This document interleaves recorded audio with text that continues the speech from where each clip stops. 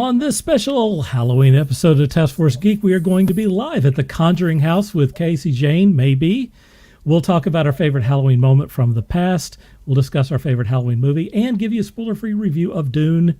And that's all coming up now.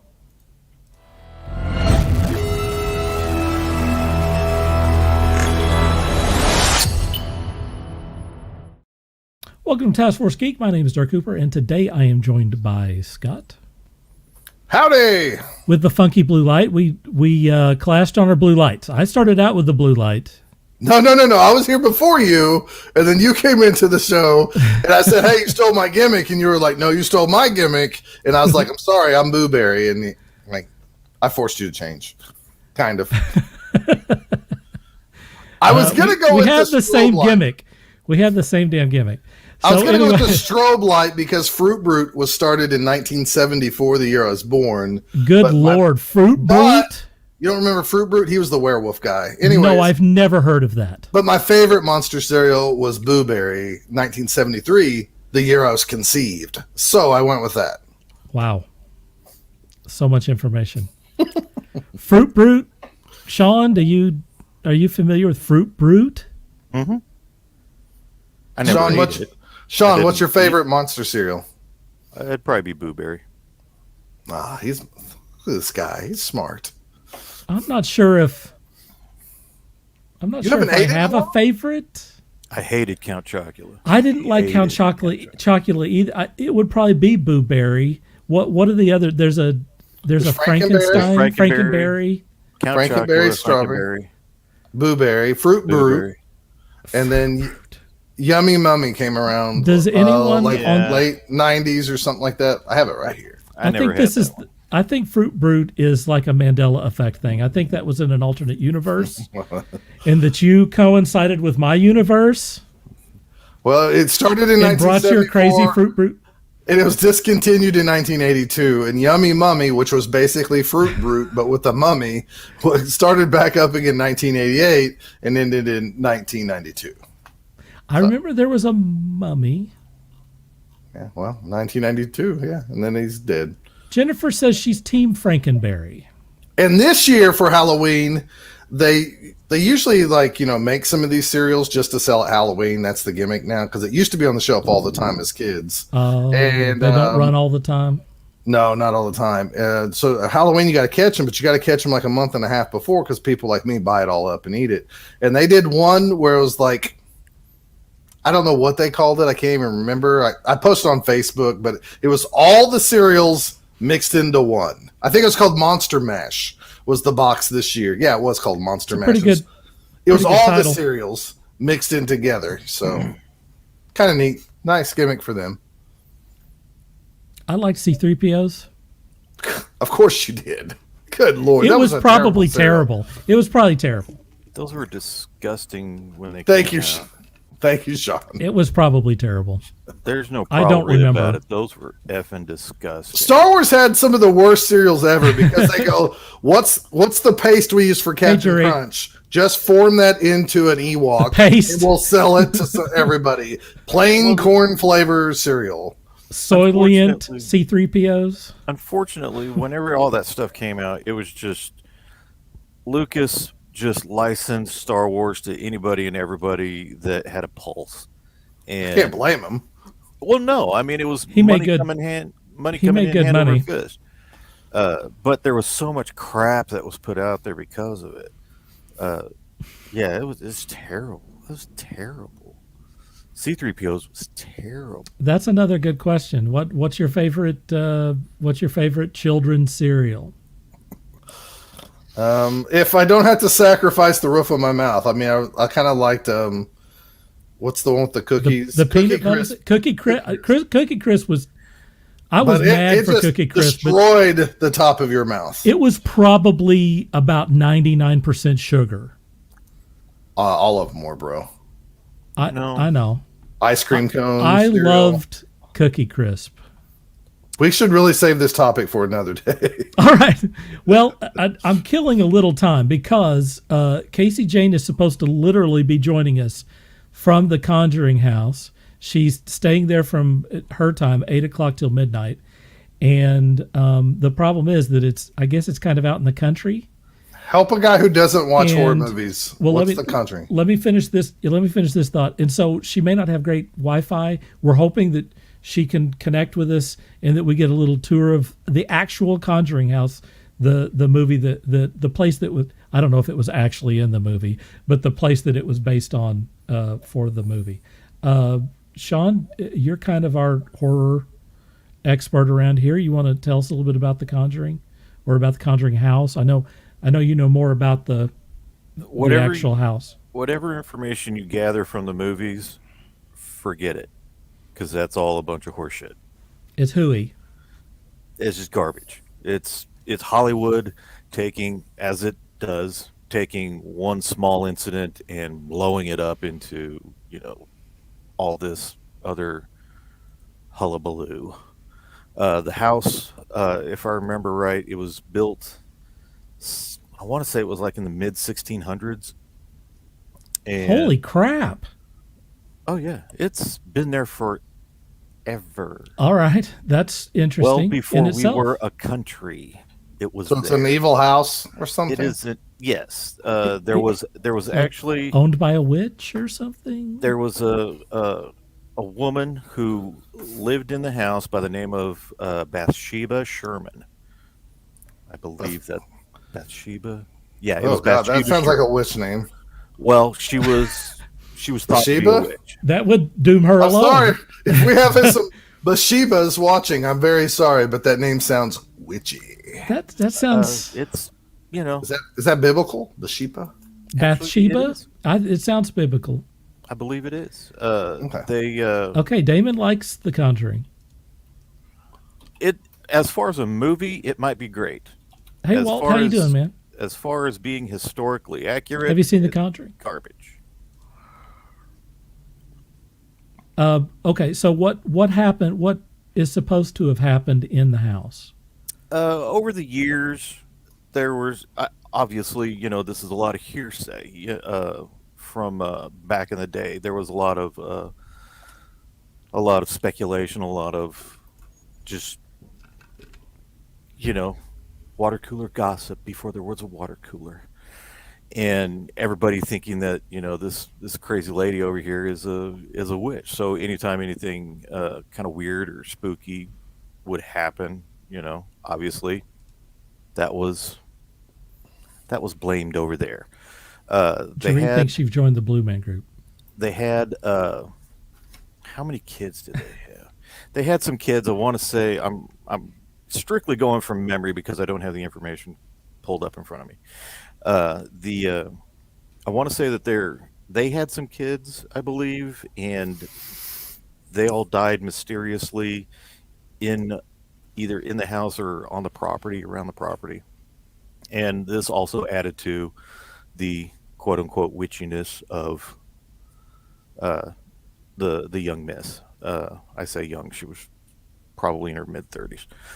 Over the years, It's probably old in the 1600s. probably over the years, there were a lot of other children deaths in and around the property. All of them very mysterious. All of them that just kept building the mythology. And What's out on The Conjuring? I believe it was in the 70s. I think it was in the 70s. Maybe it was in the 50s. There was a family by the name of Perrin that moved out. I want to say they've written like 2 books on the deal that moved out, and they were writing. They were describing some of the more bizarre supernatural events that were occurring out there. And over the years, some of it has been widely debated. I personally think that half of it is bunk. We're in the spooky house. How can we make a buck? And so, they do some crazy stuff to illustrate. Oh, look, it's haunted. It's hoisting this person into the air. No, she's jumping off of a bed into the air, and they snapped a photo. Stuff like that.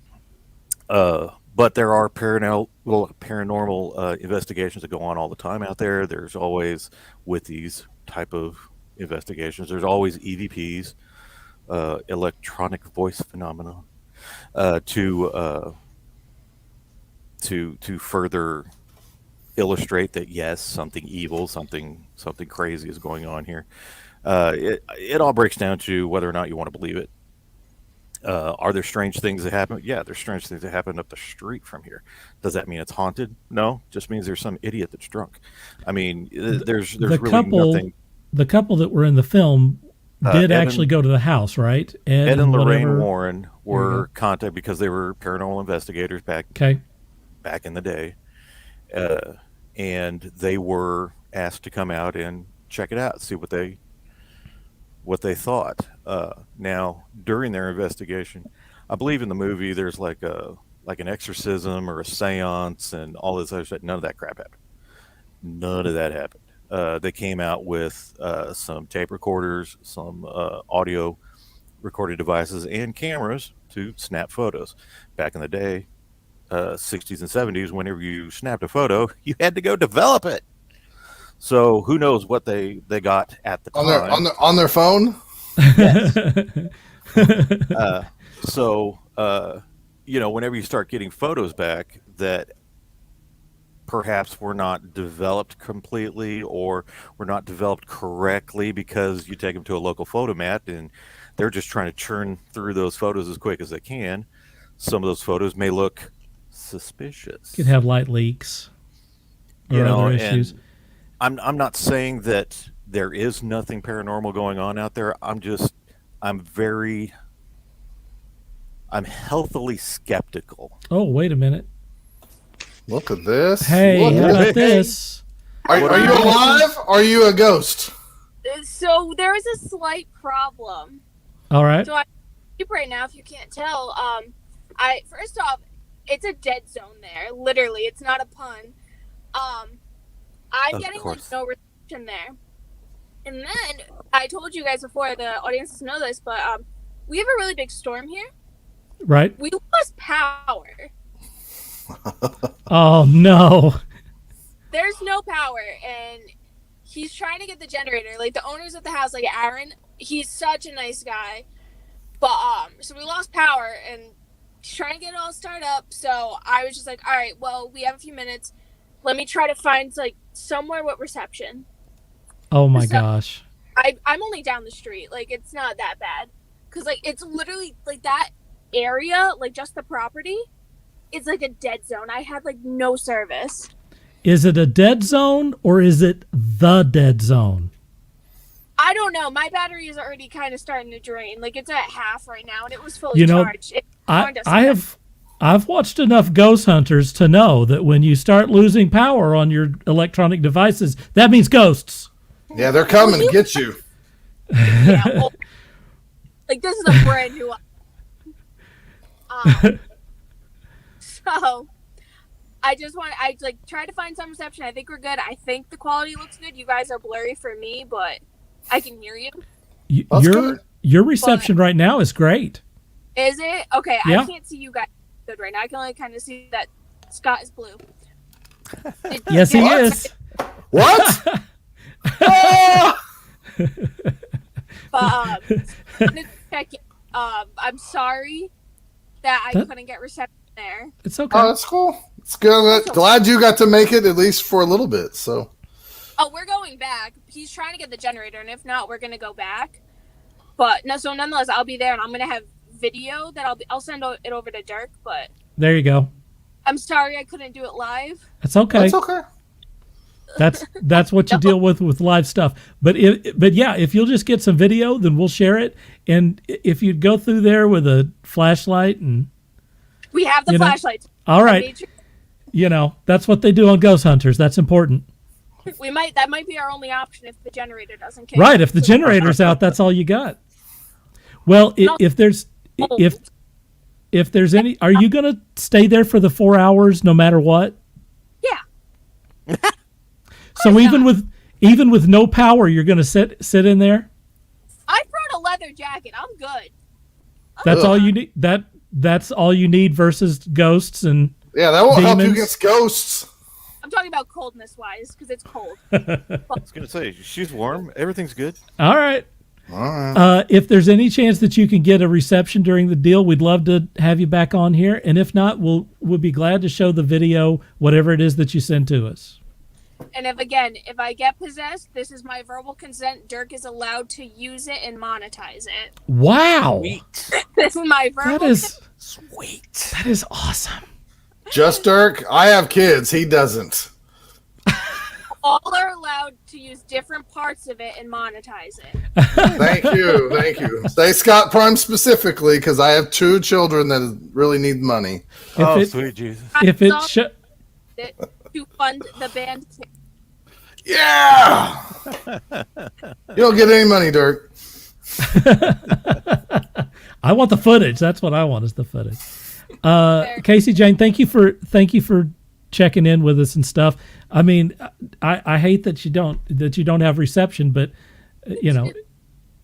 I'm sorry. doggone it, that's okay. Have fun though, and be safe with that storm. fun. Yeah. I think that's the least of my worries. Let's see. Not to invite anything. Is there anything I need to know before I go back in the house? Do you need an excuse not to get scared? Because we could say that you committed to us, and you could tell your friends like, "Sorry guys, I gotta go home because I gotta do the show." We can help you out if you're scared.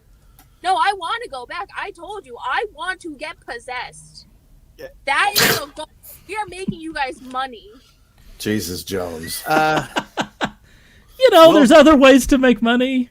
Well, if you want to be possessed, then you make the statement that you are allowing the spirits to come into you and to use you to speak their message. If Wow. if you're if you Go to a don't local. want them, if you don't want Just get them it. to, you have to resist. And, Go to the local. Be very careful about attachments. Sometimes things can follow you home. Ooh, that'd be good. If such a case, most likely you want to see a priest.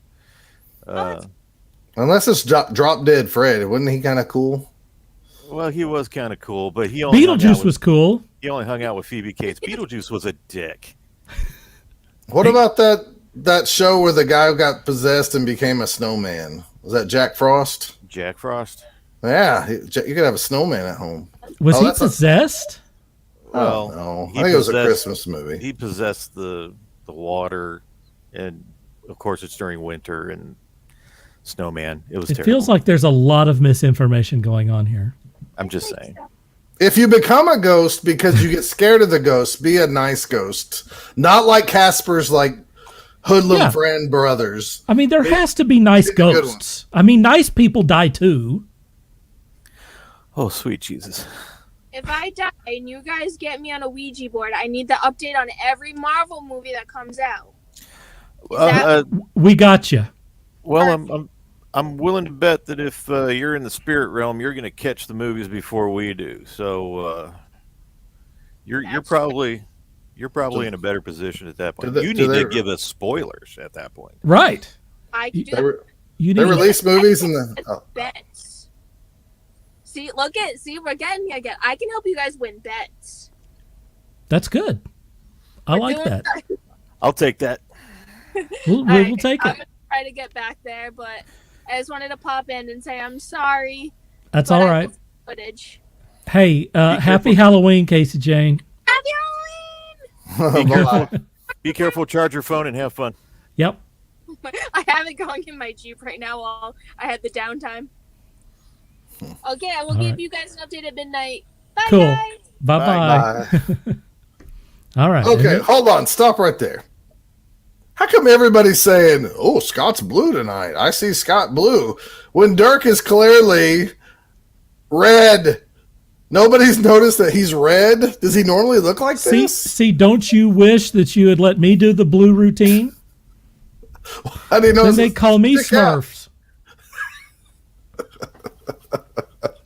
I think you're both idiots. See, you may have saved me from all of the Blue Man Group and Smurf crap and My point is they notice I'm different. Avatar. They don't notice you're different at all.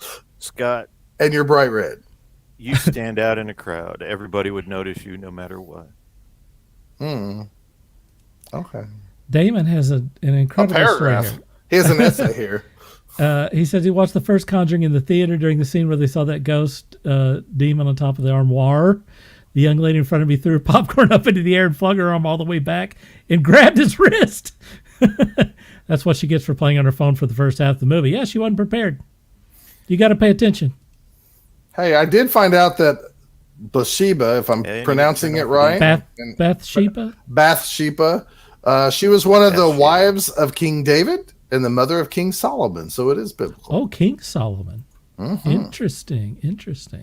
So is that like King Solomon's mines?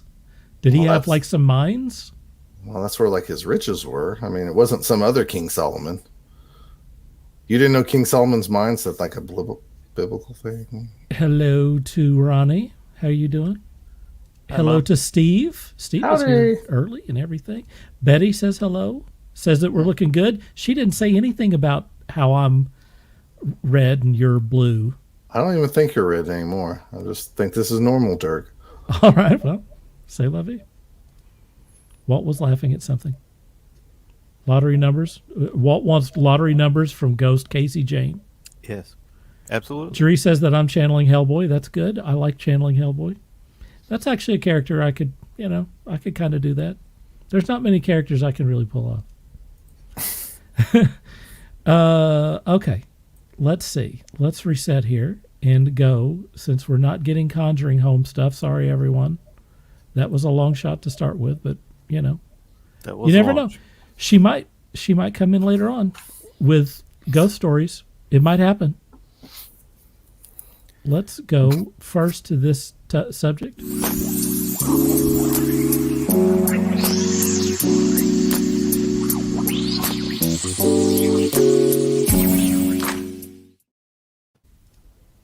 We're just having fun tonight. We're going to talk about Dune later on, but right now we're going to talk about what's your favorite Halloween moment. I know Scott has some stuff that he wants to talk about. Do you want to take this first? What is this? You want me to do it first? I can. You want to do it last? What? I don't care. Violet Berg. I was wondering if we were going to get that. I couldn't remember her name. Huh. Charlie and Chocolate Factory. You got that. How many blue characters? The Avatar? No Avatar jokes? I mean, It's early. It's early. It's still early in the evening. Wasn't that movie made like 10 years ago and they promised like 17 sequels? He's filming Yes. them all. Literally 5 movies right now. Is it 5 or 4? I know he's filming them all like Maybe back it's to 5 back. total. Maybe it's 5 total. Well, I didn't care too much when I saw them, and I'm really not going to care when they come back out. So No, what is he thinking? Make one movie and see if we're still interested. Instead of going into outer space with a bunch of his friends, he decided just to film 4 movies at a time. Right. I know the next one's gonna deal with the oceans of Pandora Because he's an ocean nerd. because he is an ocean nerd. Well, maybe they're going to be good. So, Maybe amazing. all right. So what are we doing here? What's your question? What's your favorite Halloween The moment? question is, what is your favorite Halloween moment? All right. You want me to go first? Yeah, might as well. You're probably more prepared than Sean and I are. Okay.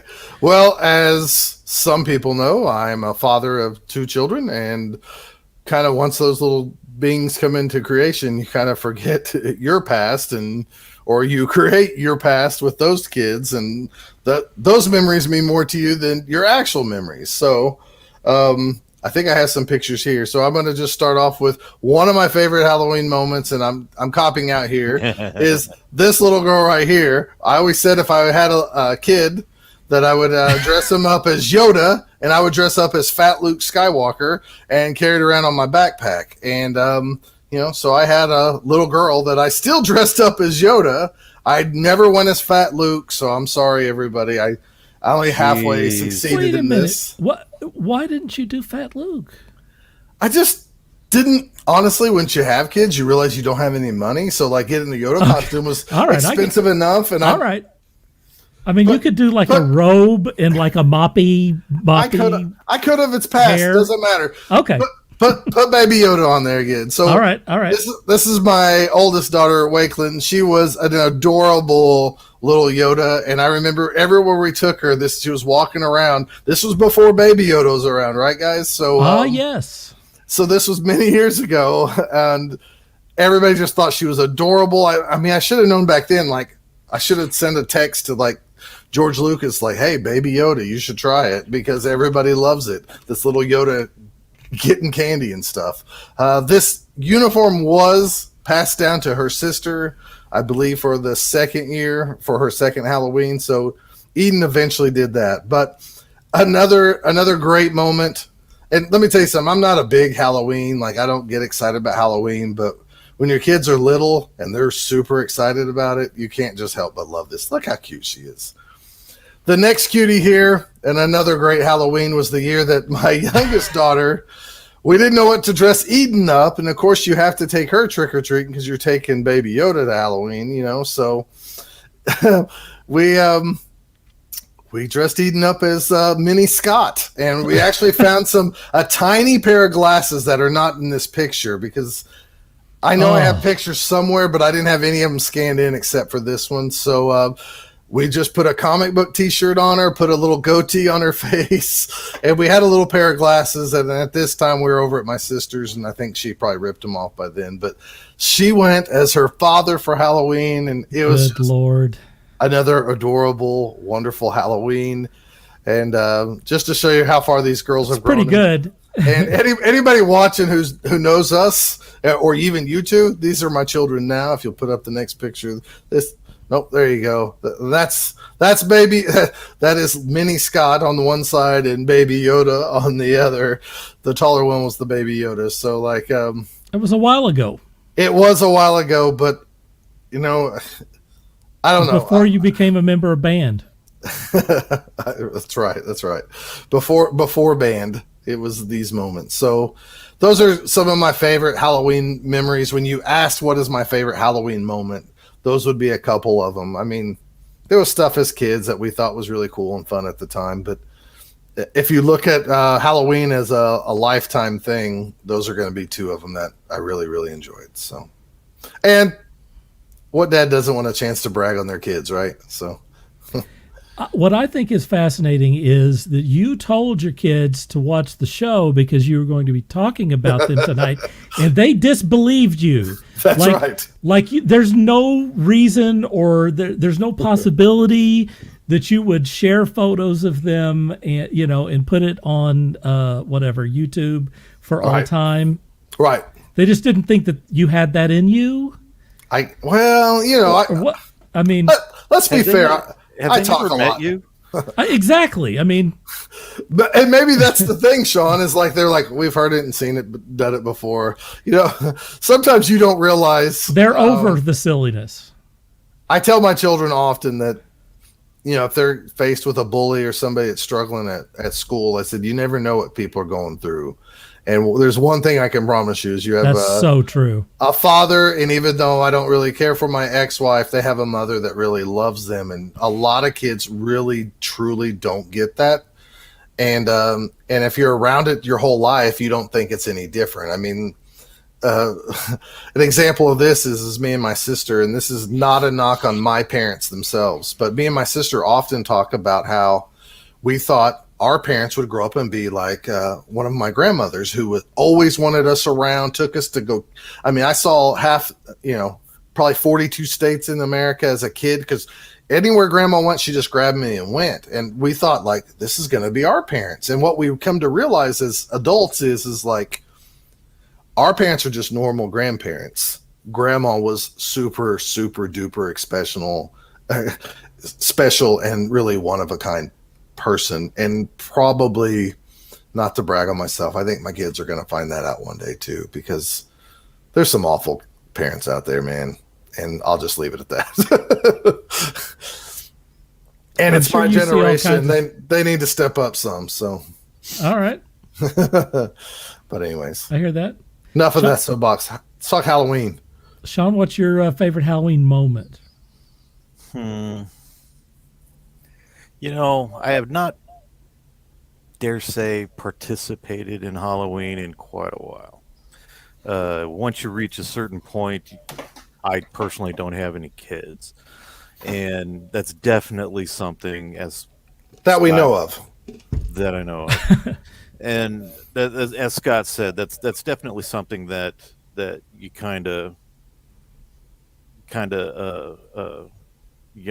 build up around your kids. You know, the whole dressing up and so on and so forth. But as a youth, my favorite moment was probably I had to be either 19 or 20. It's probably the last time that I actually dressed up for Halloween. Dressed as Freddy Krueger, had a latex mask, did the whole spirit gum and application and paint and all the. I went all out, and then scared the hell out of a bunch of trick or treaters. But then a bunch of friends of mine and we went around to a bunch of haunted houses and attractions, and then went through those, which in and of itself was hilarious because most of the people that are there to scare you in the haunted house were scared of me just walking through the haunted house. I got a lot of compliments. I got a lot of praise for my depiction of Freddy Krueger, and again, I scared the hell out of most of the people that were trying to scare the heck out of me. Outside of that, I can think of only one other time where I went through. It was called. It's out in the woods. It was called the Haunted Trail, and for the person who this happened to, if you're watching, I am so sorry. I walked.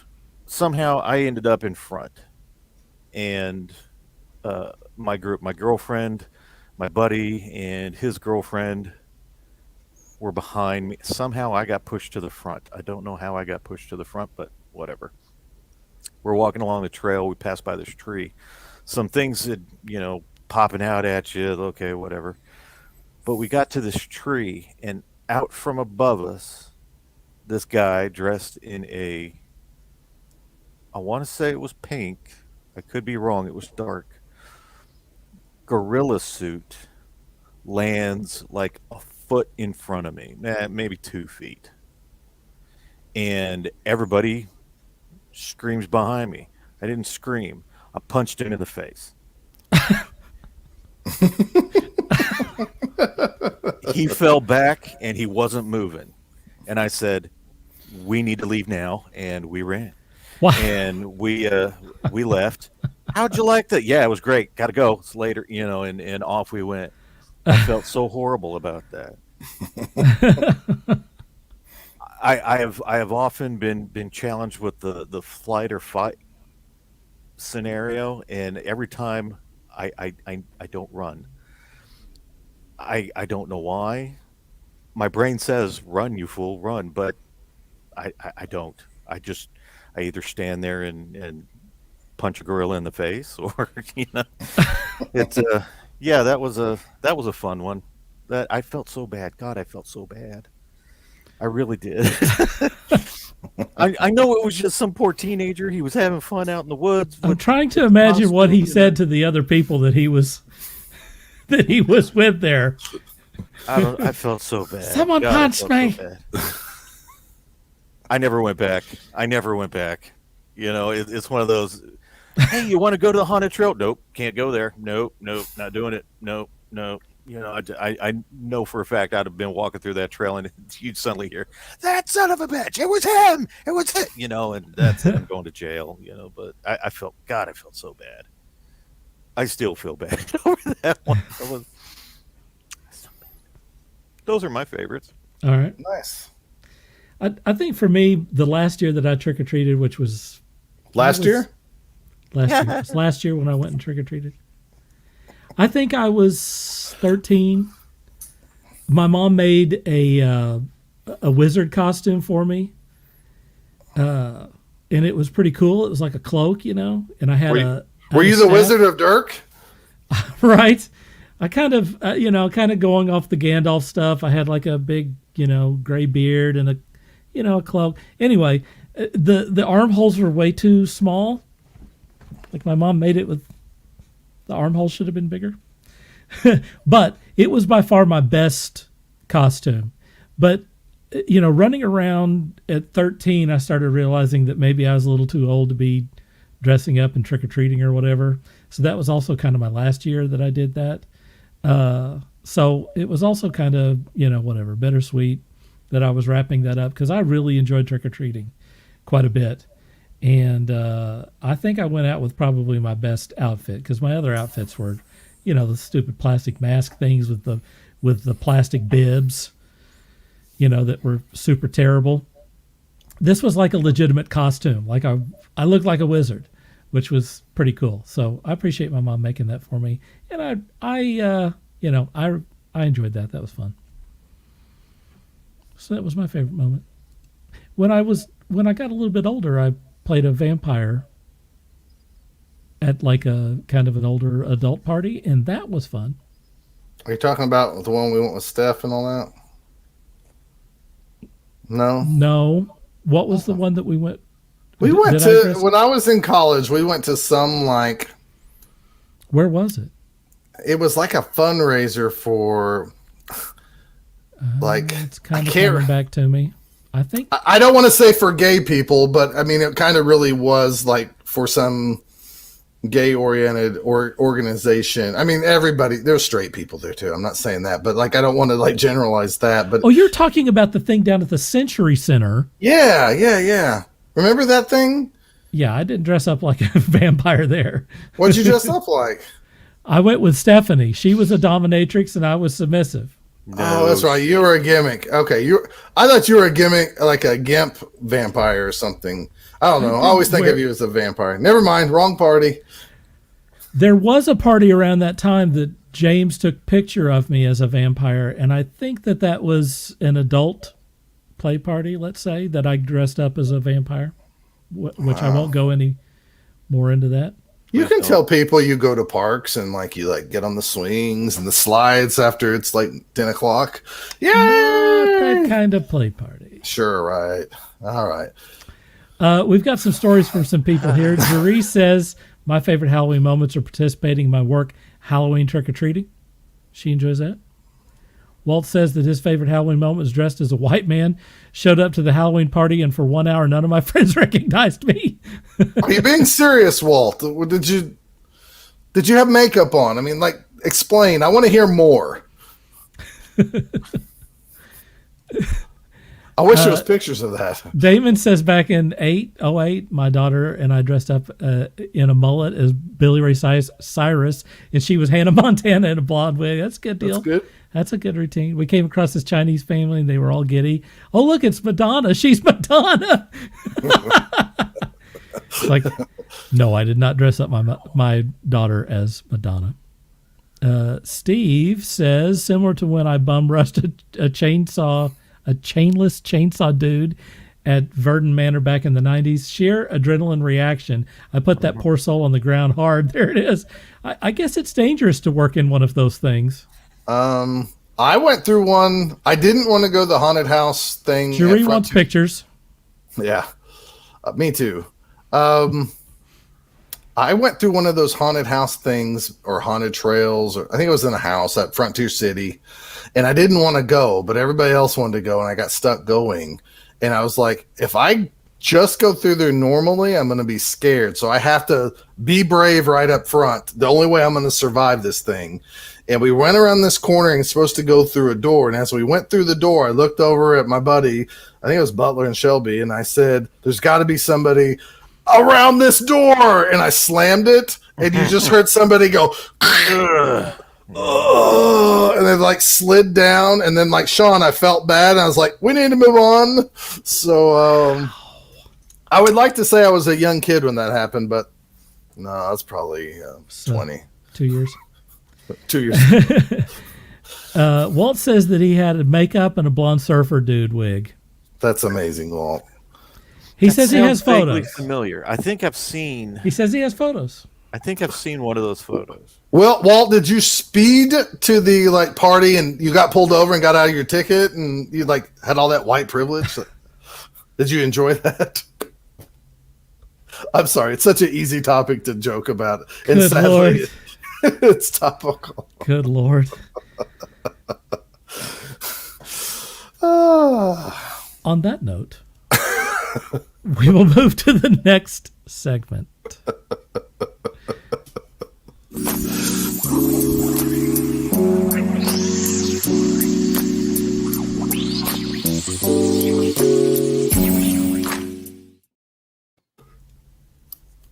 All right. This is not, what is it? What is what? Oh, Walt says I still have the wig. Okay. What's your favorite Halloween movie? So here's the rules of this. This is not your favorite horror movie. It has to be a movie that's the subject is Halloween. It's set on Halloween. I'd like to point out that E.T. was set on Halloween. So Gosh. it could be the movie Halloween. That works. But there are a lot of other movies that are set on or around Halloween, or Halloween is part of it. Nightmare Before Christmas. Okay. You understand what I'm saying? Sure. So, we get it. So favorite Halloween movie, other people are welcome to join in on this. But first I'll go to Sean. Favorite Halloween movie. Favorite Halloween movie? Well, Sean's got to have like 10 of them. That's obviously, okay. Halloween. Halloween is by far one of my favorite Halloween movies. But being that I'm wearing the shirt, I will not count that one and pick something that somebody may not be aware of. And that would be the movie Trick or Treat. Absolutely a fantastic anthology of Halloween stories. It was done in, I believe, 2006, 2009, somewhere in there. Wasn't there one in the 80s, or is that like a metal band named That's a Trick or metal Treat? band.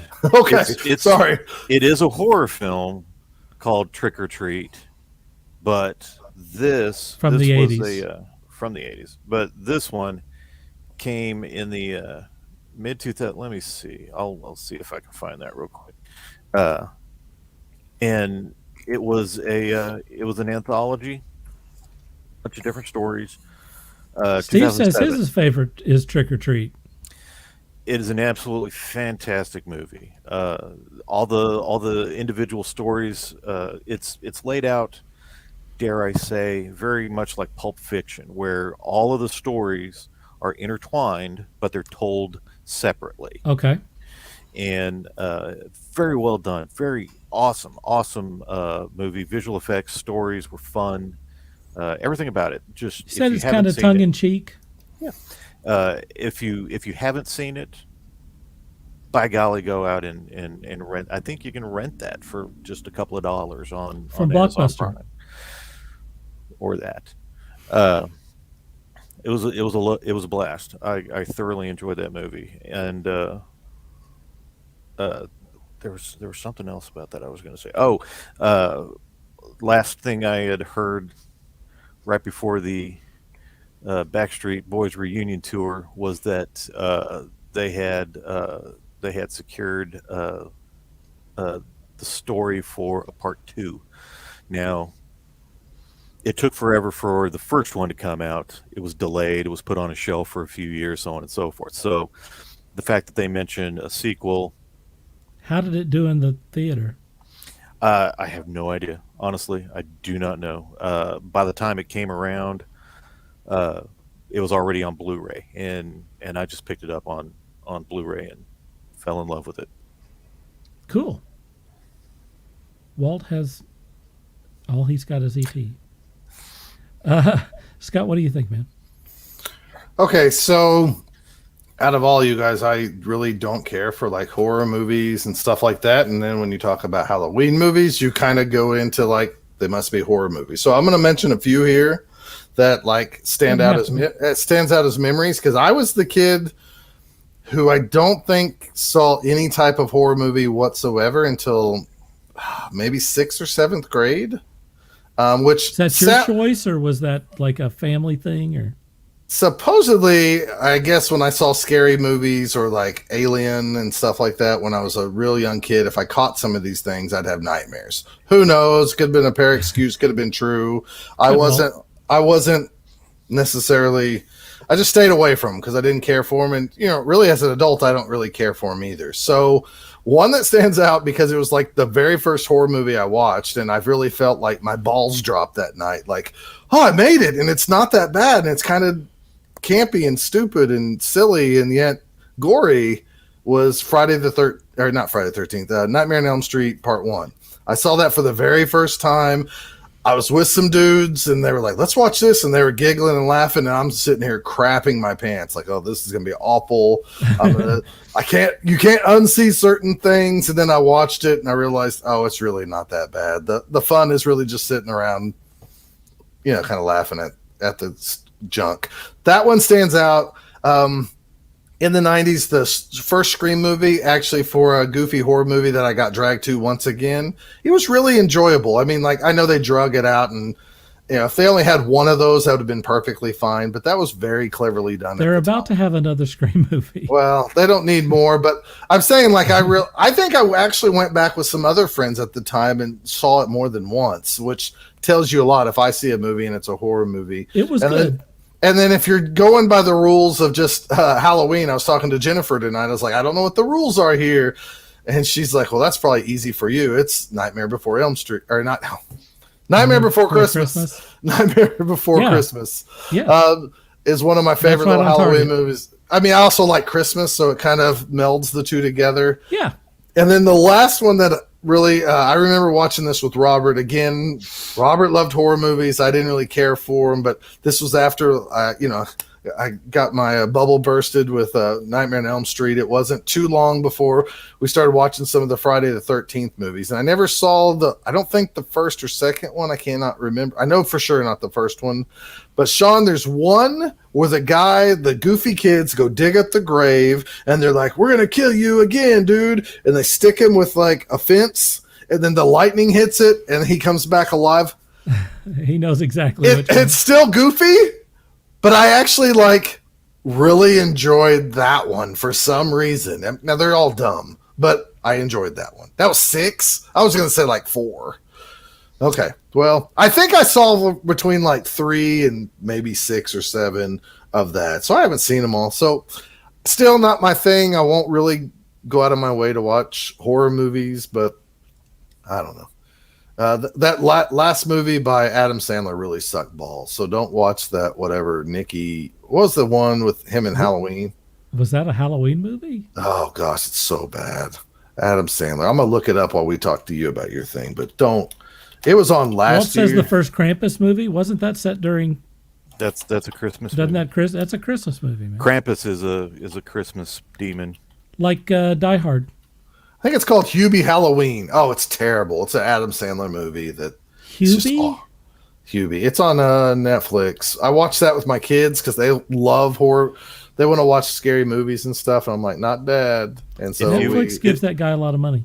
If your kids need a catalog, just give me a holler. I don't know if they need to be more messed up. They're getting enough from. I'm kind of weird. You're going to go straight to the. I love them, but I'm kind of weird too. So you're going to go straight to the one where they torture her at the end of the movie. I don't even know. So that they can see past death. What the heck was that? I don't know what you're talking about. Flatliners. We watched that together. He's talking about Martyrs. Martyrs. Yeah, go straight to Martyrs. Your kids need to see that. Everyone under the age of 18 needs to see Martyrs. You got to build up to Martyrs. You don't just throw people into that. No, there are a lot of adults that shouldn't watch Martyrs. That is not a. That's not a general audience's film for sure. It's not as bad, but it's up there with the Serbian film. It gets pretty raw at the end. So to answer your question, I'm going with Nightmare Before Christmas is a Halloween movie. Yep, that's a good one. Those are some of the ones that I remember and actually they're memorable to me. They really stick out. I looked this person up. I am. So I looked this up earlier today, and that was in the top 5. Really? Yeah. Okay. For this question, you couldn't come up with your own answer. You had to look it up. Well, I didn't want to miss something. I get it. I assume Hocus Pocus. I mean, for example, God. That movie was E.T. I never would have come up with without looking at the list, but obviously they did trick or treating and stuff because E.T. Everyone assumed that E.T. was in an outfit. Sean, you mentioned Hocus Pocus. That was a flop when it came out, right? And it just become a Hollywood, like a cult classic. I honestly I don't know what it did as far as the box office. I know that it has been a cult classic for quite a while.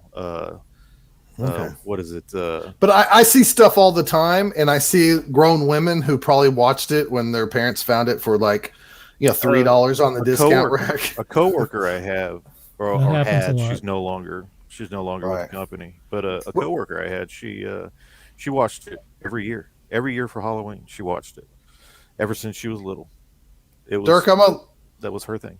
I'm gonna let you talk, and I just thought of another one that I think qualifies for this, but I don't want to steal your thunder. So. Okay, well let me get Gigi's comment up. He says, Mr. Hooper, I have to say that Scott has done a tremendous job this evening.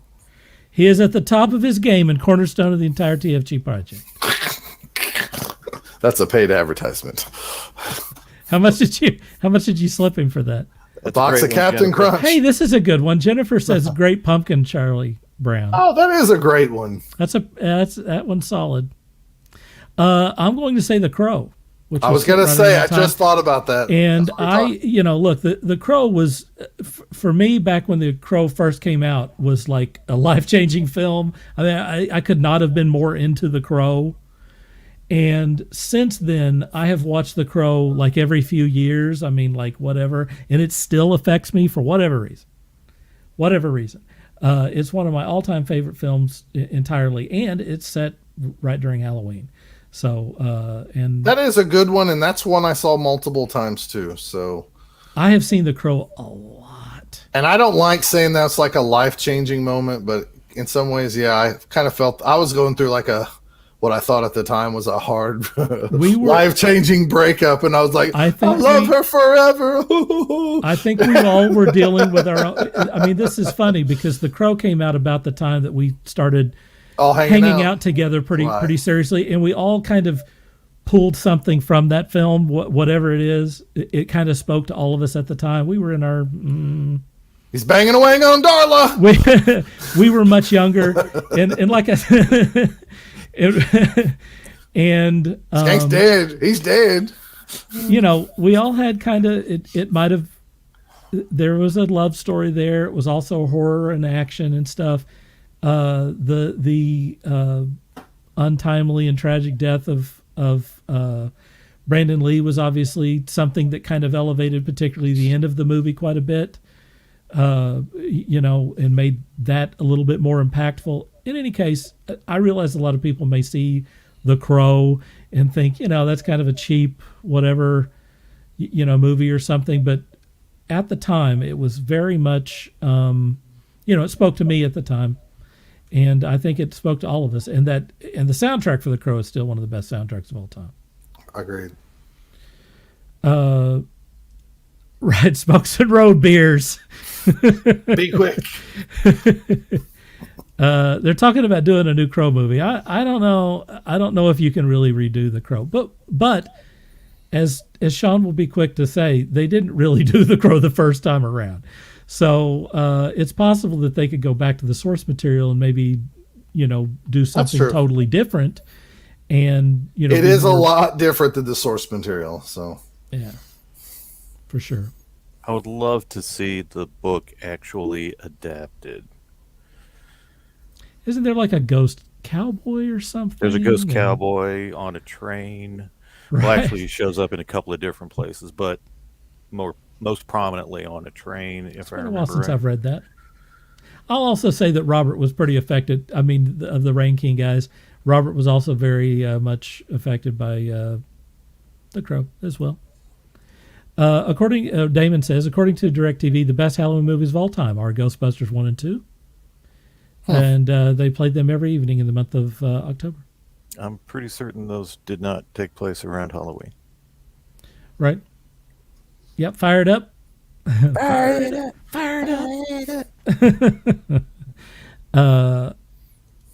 I've been watching quite a bit of like old Halloween movies. I've watched old horror movies this month. I've really been in the mood to see that stuff, and I've caught some stuff that I've never seen before.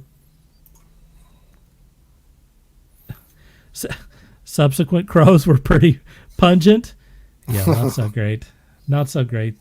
I think they had Edward Furlong in the third or fourth one, didn't they? They also had the TV series with Mark Oh, Dacascos. you are right. With who? Mark Dacascos? How the blank did you come up with that name? Because he watched it. Because I watched it. Dude, that's insane. He remembers things. Anyone else favorite Halloween movies out there? We're moving on. I just remember stuff that is unimportant. Golly, I am full of that, man.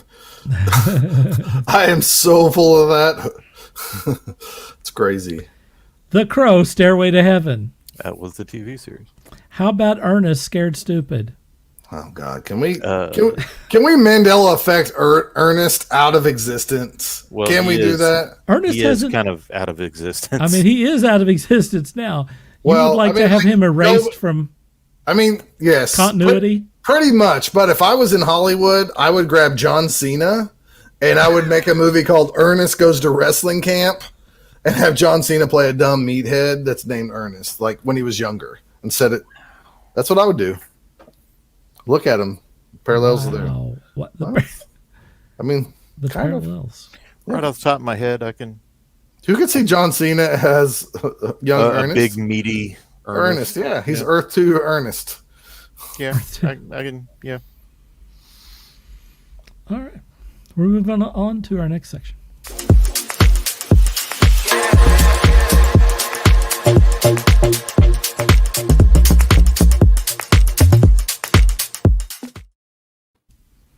This has absolutely nothing whatsoever to do with Halloween, but it is a big deal for science fiction fantasy stuff.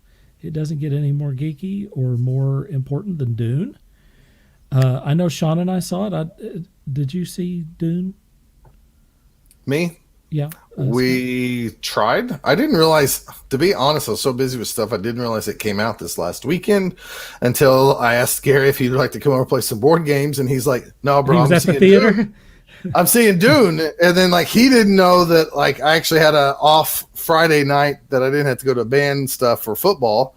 And so he was like, oh, if I would have known, I would have invited you to Dune. And I said, oh, that's all right. Me and Jennifer and the boys are going to go. And then we tried to buy tickets, and like there was one ticket here and one ticket down here. That's and a one good ticket sign. over here. And I was like, we can't go to this movie. And then we looked the next night, and there was no tickets. And then, Wow. IMAX. yeah, Is that we where were you trying. were going as IMAX? That's what we were trying. We were right. either trying IMAX or the cheap. We didn't want to do the 4D crap and stuff like that. I'm too old to have like seats shaking and It's the fun. smell of sulfur in my face and crap like that. I wasn't a big fan of the 4D experience. Especially not for $22 fun. a seat. So we tried. We couldn't find it, and we were planning on trying to maybe go see it this weekend, but my daughter let me know that their final band competitions is Saturday, so I'll be traveling to Broken Arrow, Oklahoma. So it's my I'll- buddy. I'll probably So see is it my in- boss. Oh, that's cool. Maybe I'll see him there. Mustang. All So I right. did not see it. Okay, that's cool. We're not going to do a spoiler. We're going to do a spoiler-free review. Sean, you want to tell me what you thought of the movie? Well, right off the get go, is beautiful. Absolutely beautiful. The production, the costumes, the music, everything about it was top notch. Where the 80s version was that it was an 80s version of Dune. It felt like an 80s version of Dune. This felt more like an interpretation of the novel. There was a mood. There was a presence to the movie that just felt like what I imagined when I read the book. They did an amazing. I thought they did an amazing job of capturing visually the feel of the book. The cast was fantastic. I knew nothing about Timothy Chalamet. That boy is going places. He is going to be a force to reckon with. Absolutely amazing. An amazing job by him. The standout in the movie for me is Jason Momoa. His character of Duncan Idaho was not a huge presence in the book, and what scenes that he had in this movie, he really made that character stand out. He gave life to that character where it had not been previously. Uh, Great job, absolutely fantastic job all around. If you're a fan of the novel, if you're a fan of the property at all, I highly recommend this movie. Very, very good, very good. And we just got today. Uh, We'll talk uh, about that in a minute. okay, then yes, I'm done. If I like the board game a lot, Sean, will I like the movies? And I'm being actually dead serious because I never wanted to watch the 80s movies because I hated the police. So therefore I hated Sting. And then when I did try to watch it when I was older, it was very long. So I just didn't watch it. I played the board game. I loved it. That character's not even in this I was going to movie. say, Fade Routha is not even in this. I understand. app. I'm being serious though. I love the board game so much that I actually got excited for this movie. Not knowing anything about the board game. Well, Hooper did play it though. Dirk has played it, right? Yeah, you played the board game, right? What did Speak. Can think? you speak? Yeah. You think I'll like it because I like the board game? I will say that the board game, which was very fun. I mean, literally one of the most fun that I've had playing any. I mean, you've introduced us to quite a few games. I really enjoyed the Dune game, and strangely enough, the game came out last year, right? Something like that. Or earlier this year. I don't remember the exact date, but yeah. Okay, well, it is styled like the film. Like Okay. I played the Beast Raban, and it looked like what's his Batista. name? Batista. It looked like Batista on the deal. So the characters, if you like the look and the design of the deal, it's definitely there. I think from playing the game, you will understand maybe some of the politics and how the groups interact with each other, which Good. was definitely a part of this. Now, I would like to add that I don't know exactly.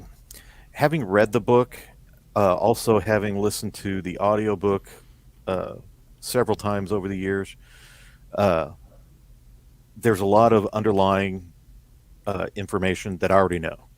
So watching the movie, if it's not displayed, I already know it anyway. So going into it completely clean, I don't know if there was any information that you would be missing or that would make more sense if you've not read the book or if you've not seen any of the other iterations of it. If what you're describing with the board game, if that does give you that information, that'll probably help out a lot. I would say that that he would know the Spacing Guild and the Bene Gesserit, Right. and he has been introduced to some of the major elements of this thing, which would give him some background. Yeah, for sure. Because I mean, it's just weird to say that like a board game excited me for a movie that I've never seen before. It's kind of funny, but I mean, the look of the game, the styling and all the stuff is definitely It's there. just like the And movie. and which I thought was cool because I mean, we played this months ago, and I said, "Is this created in conjunction with the movie?"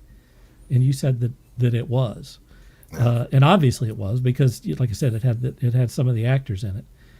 The game is called Dune Imperium, in case anybody's wondering. It's a great game. So, anyways. It's very fun to play. That also reminds me, on Kickstarter right now, Legendary has the movie adaptation graphic novel on Kickstarter.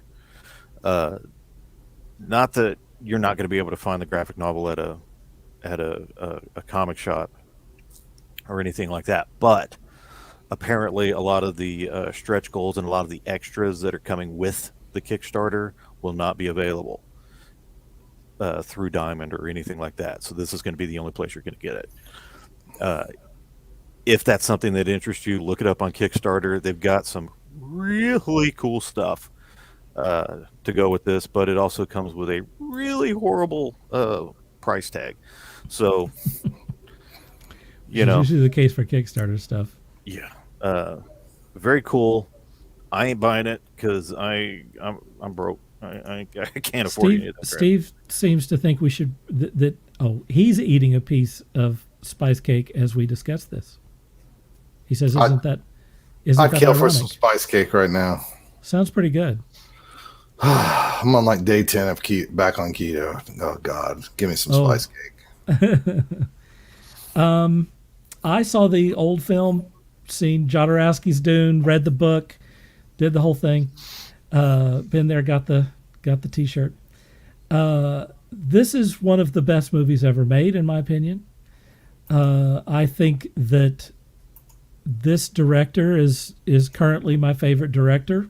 I think that he is an unusual combination of a guy who is a visualist, someone who understands how to make amazing looking films, but also someone who understands character development and how to present plot and how to explain things very simply for the audience, and also is exceptionally good at things like subtext or symbolism. He's very good at that as well, if that's something that you're looking for. Denis Villeneuve, I guess we're going to call him. I thought he was Spanish for a while, so I mispronounced his name. I think that he really proved that he's one of the best in the business right now. The cast in this film is incredible.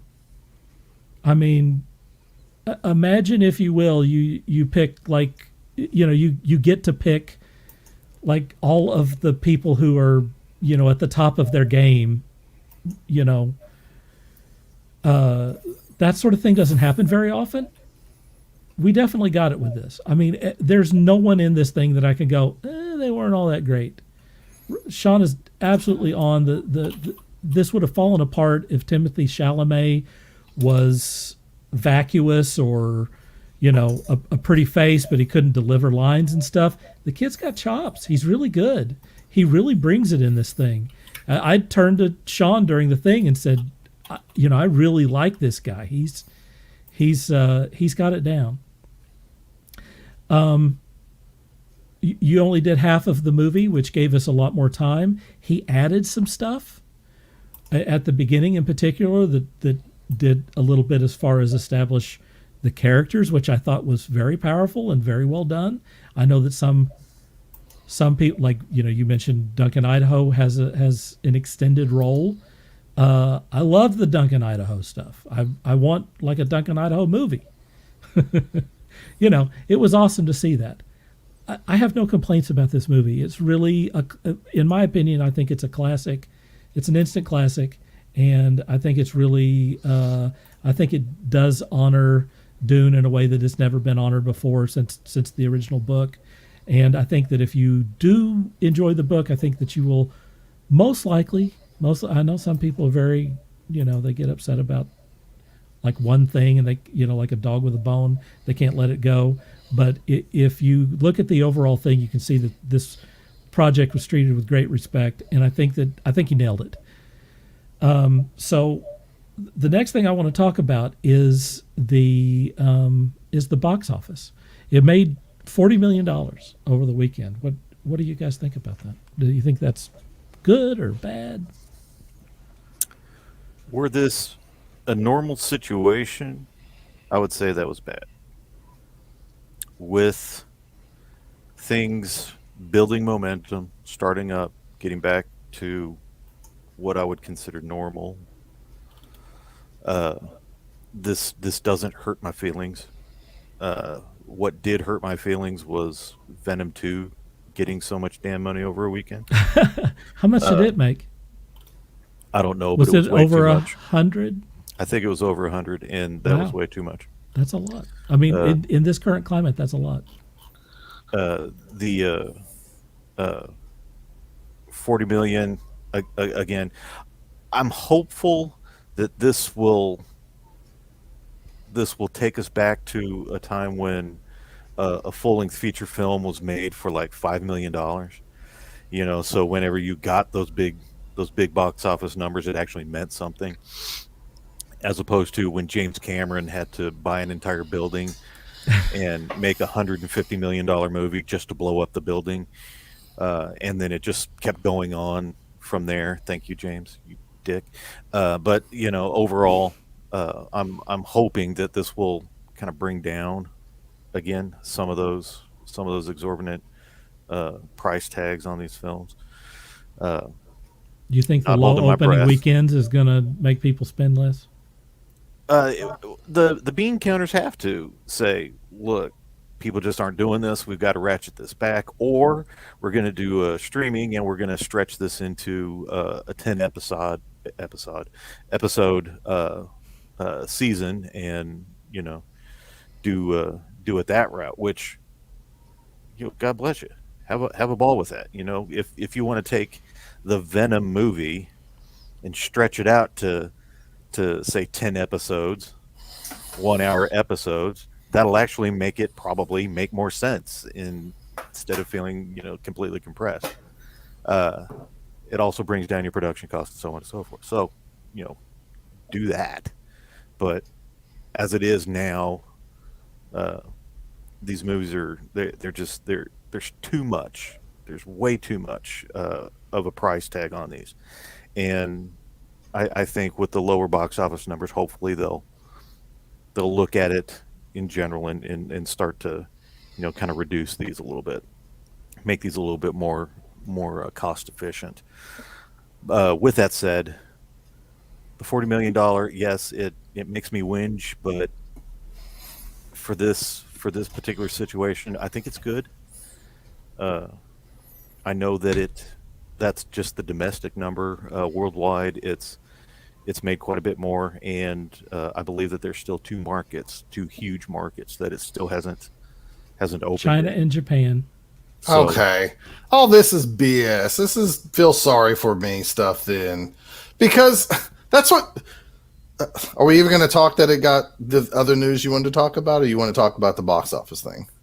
box office. Yeah, if you Okay. don't have anything on box office, I'll talk about that. We can go to the next thing. I'll do my next. Bro, I'll save it. I think that two things saved the box office. They were expecting 55 million, which is not that much more. I think two things saved this. Number one is that, yes, it made $150 million overseas. It's been out for a week or two. It's done really well in the UK and over Europe and all that sort of stuff. Obviously, they like science fiction stuff over there. Yes, it hasn't opened in China and Japan. That's huge, particularly China. So, it doesn't have to, the 40 million doesn't have to do the whole lifting on this thing. In addition to that, it was running concurrently on HBO Max. Our buddy Murph watched it Thursday night on HBO Max. I think that given the Backstreet Boys reunion tour and other elements, people may not want to go to the theater or whatever. They may have just decided, hey, I'll stay at home and I'll watch this thing with my family on Thursday night or Friday or whatever, and not go to the theater.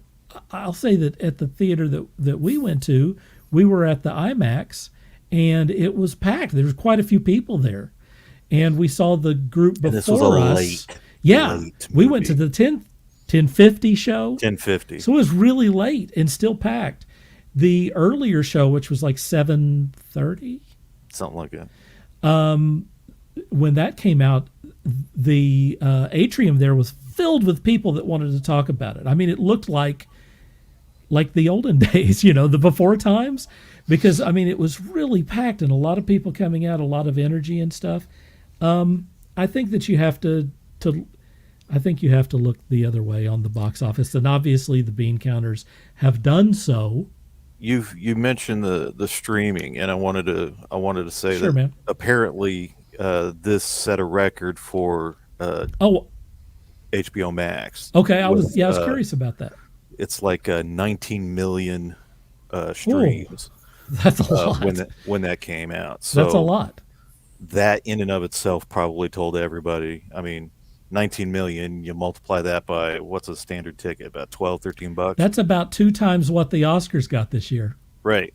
So, That's a lot. all in all, there were a lot of eyeballs watching this movie. All right. Well, I mean that right there may be the thing that they're looking at, because if that many people are watching it, that means that there's a lot of interest in it, and hopefully in 2 years from now, things will recover. We're hinting around about it. They announced today that there's going to absolutely be a sequel. No shit. You say no shit. I do say no shit because Go ahead. this box office number of we only made 40 million. Like, for a while now, we count the whole world, right, as the money that comes into these movies. That's why we cater to China and all this stuff, because we're not counting just US dollars anymore. We're counting the Earth dollars. And right. That's like me saying I had a garage sale last week that I advertised on Facebook Marketplace for about 3 weeks, and I put all the pictures up there. Now, at the garage sale on Saturday, I made $25, and you go, "Oh, that was terrible, Scott." And I was like, "No, I sold all my crap. It all sold for high dollars on Facebook Marketplace, and people picked it up early." I mean, they're gonna get their money back on this. To me, it was a no-brainer that this.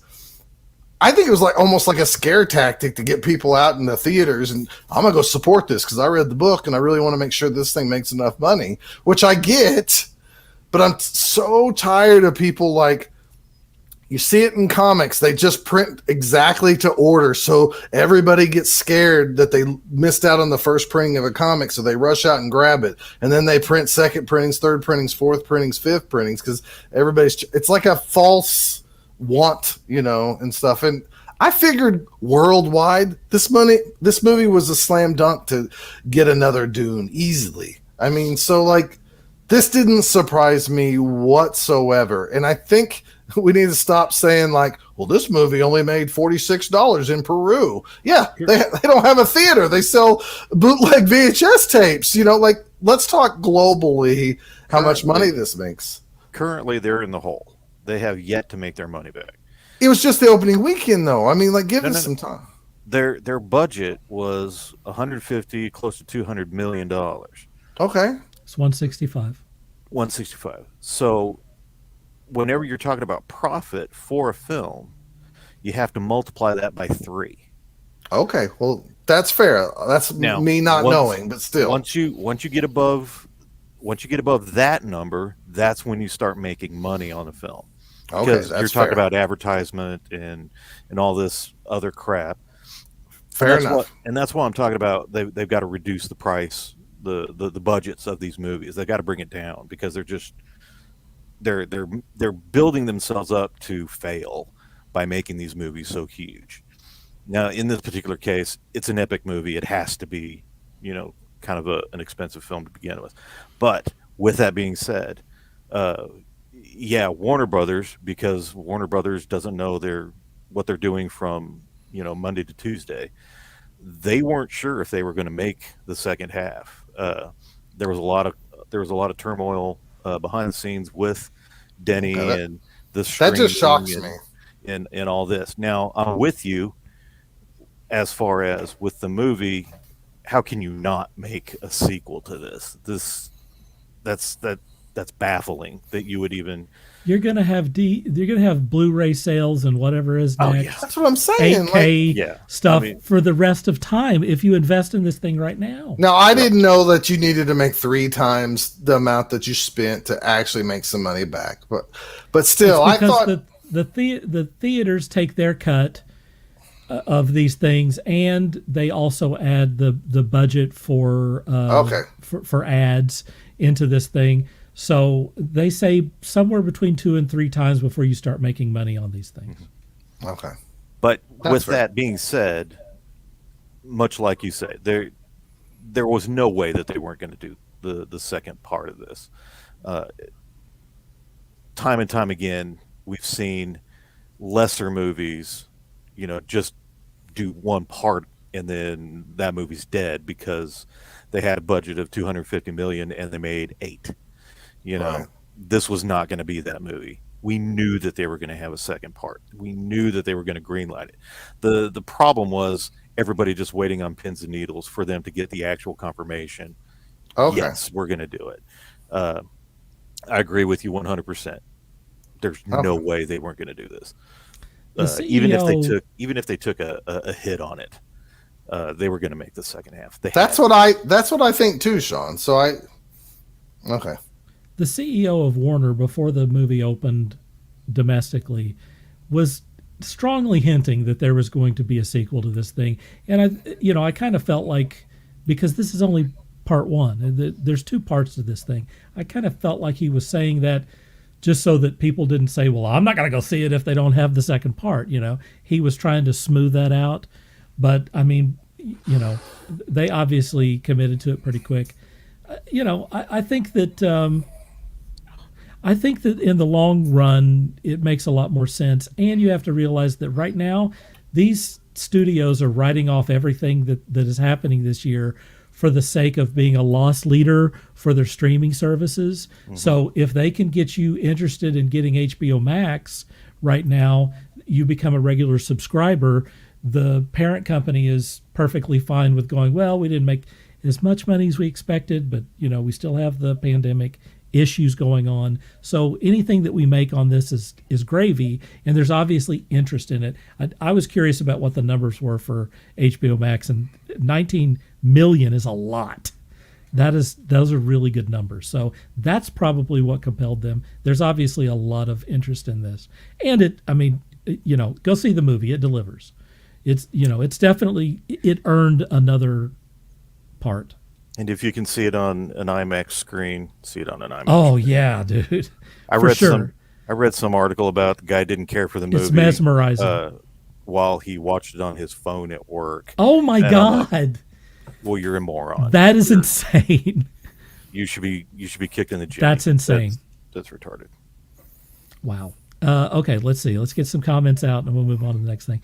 The only problem I had with Dune is that Walt says is that some of the dialogue was too low. Oh God, I'm going to be asking Jennifer what did they say? Did you have that problem, Sean? Did you miss anything? Not that I'm aware of. I mean, there were a couple of sequences where I think I heard everything just fine. I think in our theater.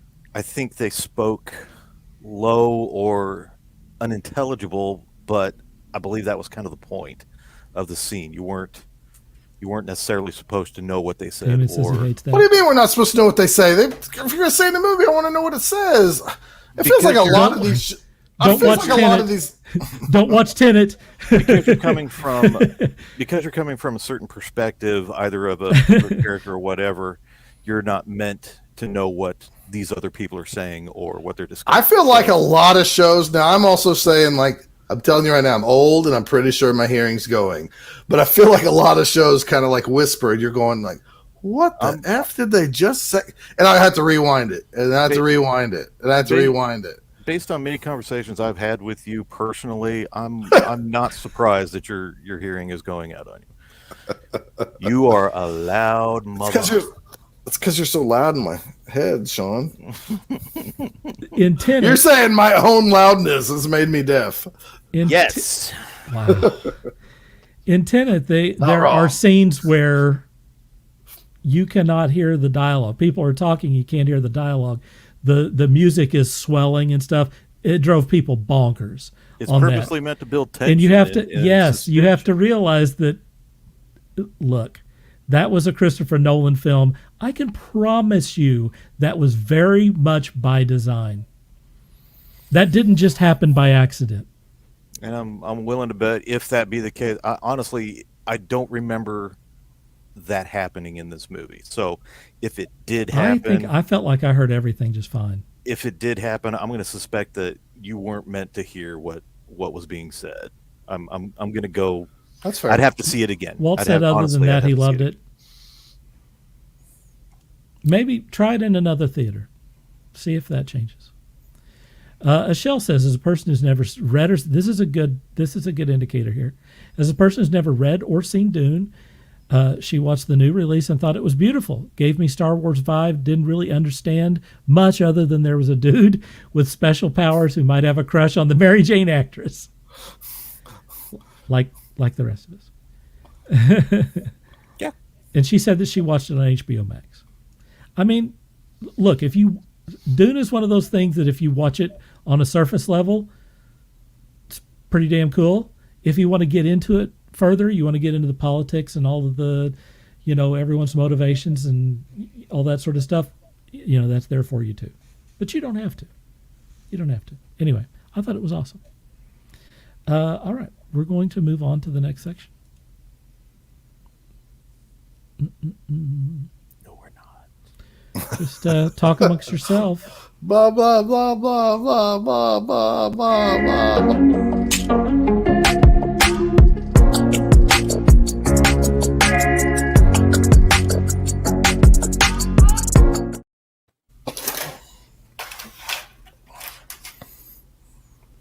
Blah, blah, blah, blah, blah. Right, Walt was watching it on Can't say HBO silence. Max, not in a theater, so...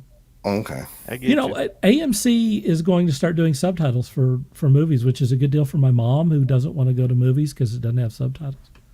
So for people who can't hear stuff so great, that's going to be an option soon. I refuse to be that person, but I am that person. I get it. I put the volume low on the television sometimes and just, let it closed caption it.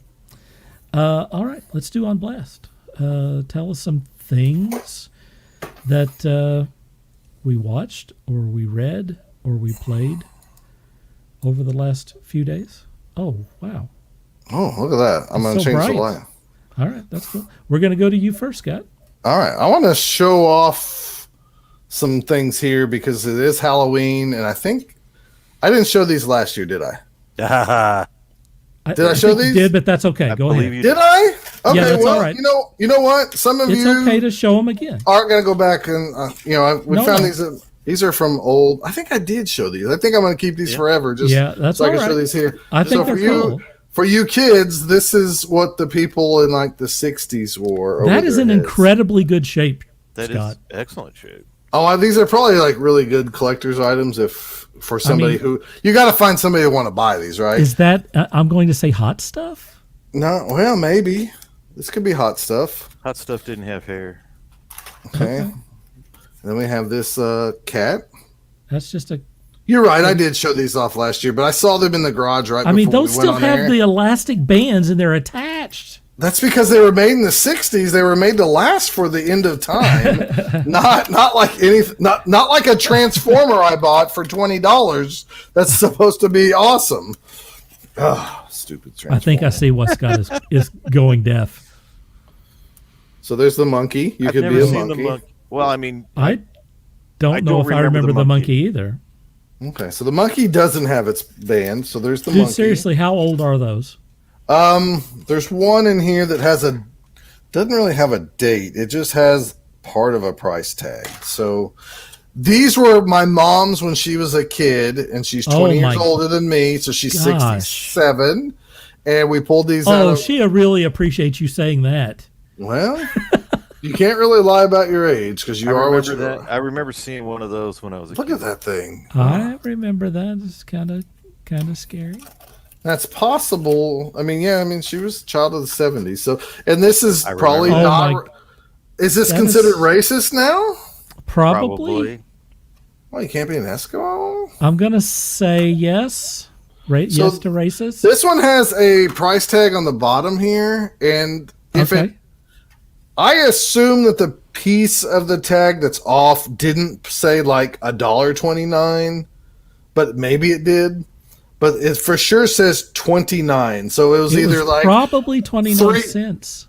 It's either like $3.29 or $2.29 or $1.29 or 29 cents, and that's what I would probably guess too. If this is, I would guess if that was from the 60s, probably 29 cents. So these are pretty cool. And then last but not least, we have thanks inflation. Yeah, I remember the gypsy. I do remember that as well. Also, probably politically incorrect. Golly, this is why I had to dress my kid up like Scott because I'm not politically incorrect. That's the only thing, right? That's the only thing that you get away with. All right, Steve says that these provided masks that kept one from breathing long before the Backstreet Boys reunion tour masks ever did. That's true. We were happy to not be able to breathe in those dumb things. As everybody knows, I play a lot of like games, and I'm stupidly like when a new card game comes out, like I'm like, oh, that looks kind of cool, and I shouldn't try it. One of my buddies who plays Dragon Ball Super card game with me, he showed and talked me into like, hey, you should really try this My Hero Academia card game, and it's actually the rebranded. I can't remember what it's called. It was called like the Ultimate Fighting System or something like that had properties of Street Fighter and Mortal Kombat and all those kind of like video game characters that you could fight each other in this like a Magic the Gathering type card game. Well, they came out with My Hero Academia and they rebranded themselves. A new company bought it, and it's called Universes. And the going online theory is that they're going to pick up a lot more anime properties and turn it into this game where you play a character, you build a deck, and we're having like a Street Fighter match 1-on-1. So I will tell everybody that like I did try this, and me and Jennifer's son this weekend played about 3 games, and we're almost playing it correctly after reading the rule book after our games. But it was actually really kind of a fun little game. You know, you build your deck, you have some foundations, you fight each other, you have special powers. So got one of these, been playing that, which led me to watching My Hero Academia, because I told Dylan, my buddy, I was like, this is actually a really fun game. I don't care about the property. He's like, oh, you should give it a shot. And my youngest daughter, Eden, she's into some anime stuff, and she said that was kind of loud and I didn't really like the first episode. So I went ahead and started watching it, and come to find out she started like coming in and watching them with me. So this last week, every night we had together before bed, we'd watch one episode, sometimes 2 if she begged me hard enough. So we're working our way through the first season of it. It's it to me reminds me a lot of Demon Slayer, like some of the similarities. You kind of have this kind of wussy kid that's willing to work hard to overachieve, and you know, stop the bully and stuff like that. Same type of tropes that are kind of in there, but it might be, you know, the thing for all anime right now. I mean, overcoming something super evil by just working hard for it and stuff like that. So far, I actually kind of like it. I kind of dig it. It's goofy superhero stuff, and you know, I'm a big fan of that. And then finally, real quick, the starter box or whatever for the Cool Mini or Not or Simon game, Marvel United. This game, they do this big Kickstarter campaign that made $1 billion. I think it made almost 3 million to be precise. But anyways, it has a ton of X-Men characters. They send this out first because this is actually going to show up in like Walmart and maybe even Target, because it's released by Spin Master Games for the general public. And then us Kickstarter people are going to get all the extra crazy stuff with about 4,000 minis that I'll never get to play all of it until, you know, the day I die. But anyways, we got this. We haven't tried this one yet, but it's similar to the other Marvel United game, but just with an X-Men theme. So looking forward to that. Cool. That's all I got. I'm going back to being blue. So now, how do I do this? I'm old. There we go. I'll go to Sean while you fixed that pretty quick, man. All right, Sean, you're up. I'm looking something up real quick. Do you want me to go? Go ahead. All right. I just wanted to do a shout out to G.A. Langaro, because this week I got his Isadora issue number 2. And for those of you who are doing Kickstarters, this is the way to deliver your stuff, folks. Because some of this is some stretch goal stuff that he did, but some of it's not. Like, for example, this on the outside of the packaging, by the way, the packaging came, it was in this, that's the logo for his comic book stuff, his comic company. So it's like wrapping paper with the logo of his comic company, right? And then he also gave me this right here, which is like a wax sealed. Don't break it. Deal. It's already been broken, man. It's already open. And then he's got a little thank you card in here, right? Pretty cool on the outside of the deal. I opened all this stuff up in front of Sean. He saw it. He saw this with me here. You have a couple of like prints that they give you. There's one of them. Can you see that? There you go. That's one of them. And then here's another. Again, this is a stretch goal, I'm sure. But this one's kind of a, I don't know if you, yeah, there you go. It's kind of a, what do you call it, holofoil or whatever, hologram. Pretty cool piece. Signed. One of those is signed by the artist. Then you've got these cards right here. Lots of extra cards. There's a card. Right, two sides of that. These are collectible cards, they say. World's greatest, what is that? Average hero.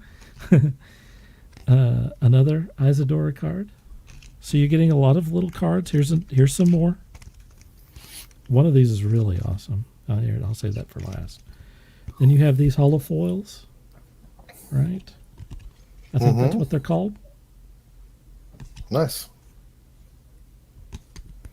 And then finally, this is a metal card. I don't know if I've ever seen a metal card. That's pretty cool. And finally, you have the actual comic itself, of course. And it's thick. It's got a lot of stuff in it. I have not read this yet, but I will, and I'll do a review of it. But anyway, I thought that the packaging on this deal was really good. And, GA has been on the show many times. And the next time I get a hold of him, I'm going to tell him that I was really impressed with his packaging and the way he put this thing together. I think that it's important when you especially if you're going to spend more than $6 on a comic, you should probably bring the extra stuff there.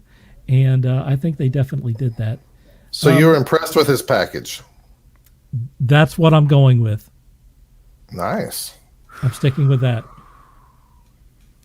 I also saw the Tomorrow War. I know that was out like 12 years ago or something. I thought it was a fun science fiction movie, but it also kind of felt like, that like they felt like they had to have certain scenes at certain times. And so it was the most predictable movie I've ever seen in my life. It's like there's nothing that happened that wasn't, laid out in movies for the past 30 years. And also kind of silly, like, you've got military people that are doing things that are not military. You've got this idea that we're going to just randomly recruit people off the street. I mean, I want you to imagine, right? I mean, when's the last time you've been to a fast food restaurant? You're going to randomly recruit people off the street, and without training them, you're going to hand them a weapon and have them go fight aliens. That's your plan. No training. It was pretty silly. Fun. The monsters were cool, but not probably the best film I've ever seen. Didn't have to pay for it. It was on Amazon Prime, so I can't complain a lot. It was a fun movie. If you can just go see it and pretend like it's a Saturday afternoon, movie that you'd watch on local cable access. It was your standard direct-to-video fare, only with a budget. Yeah, they had the monsters were cool. I'll give them that. I like them quite a bit. And you got Chris Pratt, so. And you've got Yvonne Strahovski, who, could be in every movie as far as I'm concerned. She give an extra star for her alone. Now, I don't remember if she was pregnant during production or really? After, but she's recently had a baby. I know that much. All right. So congratulations to her. Yeah, good job there. If it was during production, even more congratulations, because that was awesome. I had no For idea. sure. All right, Sean, you're up. Okay. I got a lot of crap. All right. As you know, I buy into a lot of Kickstarters, and several of them have come through. Thank you. One that I was really looking for was this by Carl Slaminski called Evermore Falls. It's a nice, thick, as you can see, very thick book of a young lady. Nice, Damon. Hey, thanks for tuning in, man. Of a young lady adventuring through a fantasy realm through, I believe, various books. I haven't had a chance to read through all of it. I just started it. But it looks, and here's some of the artwork. Oh, I like it. Yeah, it's done beautifully, absolutely beautifully. I can't wait to really get my teeth into this particular book and really read it. But so far, just started it, and already I'm having a ball. I'm having an absolute blast with it. Really looking forward to how that one develops. Another one that I recently got is a comic called Eris. Eris. Now this, I'd already had the digital that came with the comic. I flipped through it. I haven't read it, but when I got this comic, the cover, I can't really describe the cover. It's a matte finish, but it feels almost silky, if that means anything. Absolutely beautiful pencil work, created by Tyrell Cannon and Logan Cannon. I don't know who did what. Story and art by Tyrell Cannon, story by Logan Cannon. Okay, so Tyrell Cannon did the artwork. Get you some of that artwork in there. Cool. Let's get to some of the good stuff. Very bloody, I will say. Lots of blood. Case in That's point. gross. That's gross. Very well done. So far, I've got 2 issues here, and they both illustrations are fantastic. I'm really looking forward to getting into the actual story there. There's issue 2. Try to get the glare off there. This cover, same thing, same matte finish as the previous book, but they did a gel over the logo, so that gave it a really neat look. And as far as Kickstarters, I got this today, this handy dandy little box, which I just cut the tape off from Ben Soto. You might remember Yeah. that young man, Cool. who was also on our show. And as I open said box, I have a nice little Halloween bag full of nerds. Nice little candy. Love candy. Some bookmarks. Some decals here. Can't go wrong with decals. I like the stickers. Let's see. Lots of decals. My own little Halloween bag here. And this was, of course, for the... Oh, bubble wrap. This is for the Halloween Heads. Is the company for the Tricks and Treats Volume 1. If I can get this open. That's a big old thick book. I'm saying.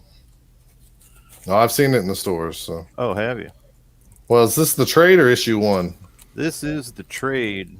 Okay, I've seen issue 1, and it's a pretty big, thick book too. So. I literally just got this today.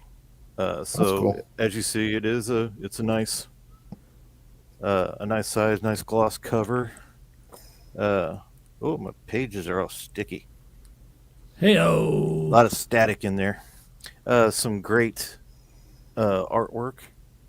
Looking forward to reading this, and oh, that's beautiful. I love it when they do like a painted watercolor type of thing. Nice. Looking forward to digging into this. So, Ben, if you're watching, thank you. This is fantastic. Where did you get that, Sean? I believe I got this on Kickstarter. Okay, so that was a Kickstarter offering? Yeah. All right. And I want to say I bought it literally just before he was on the show. Okay, that's ironic. So looking forward to getting into that and really checking it out. Hopefully I can come back with a nice little review, or Dirk can let Dirk read it and he's a lot better with words. Do a review of that for you. Also, a couple of movies I wanted to mention. I forced Dirk into seeing, as I do. The boy never watches movies that he's supposed to. So, Hey, there's Ben. He said he is watching. fantastic. Thank How you. about that? Thank you very much. He likes the live unboxing. Great package. Really enjoying everything that you put in here, especially the little Halloween bag. That was really awesome. Thank you. The two I saw two movies. Forced Dirk to watch these two movies. Ben, if you got a website, give it to us there, and I'll put it up. Please. The first one, if you want to pull that up for me, Yeah. was Werewolves Within. If you have not seen or if you've not heard of this movie, it is based on I believe it's Ubisoft video game of the same name. This was fun. This was way more fun than I anticipated. All the characters, very, very fun cast. I can't say that anything was a twist because I think I pretty much nailed the ending of this movie about 10 minutes into it. I can confirm. But it was nice to see how they got to the end. Just a lot of fun. It was a lot of fun, a lot of laughs.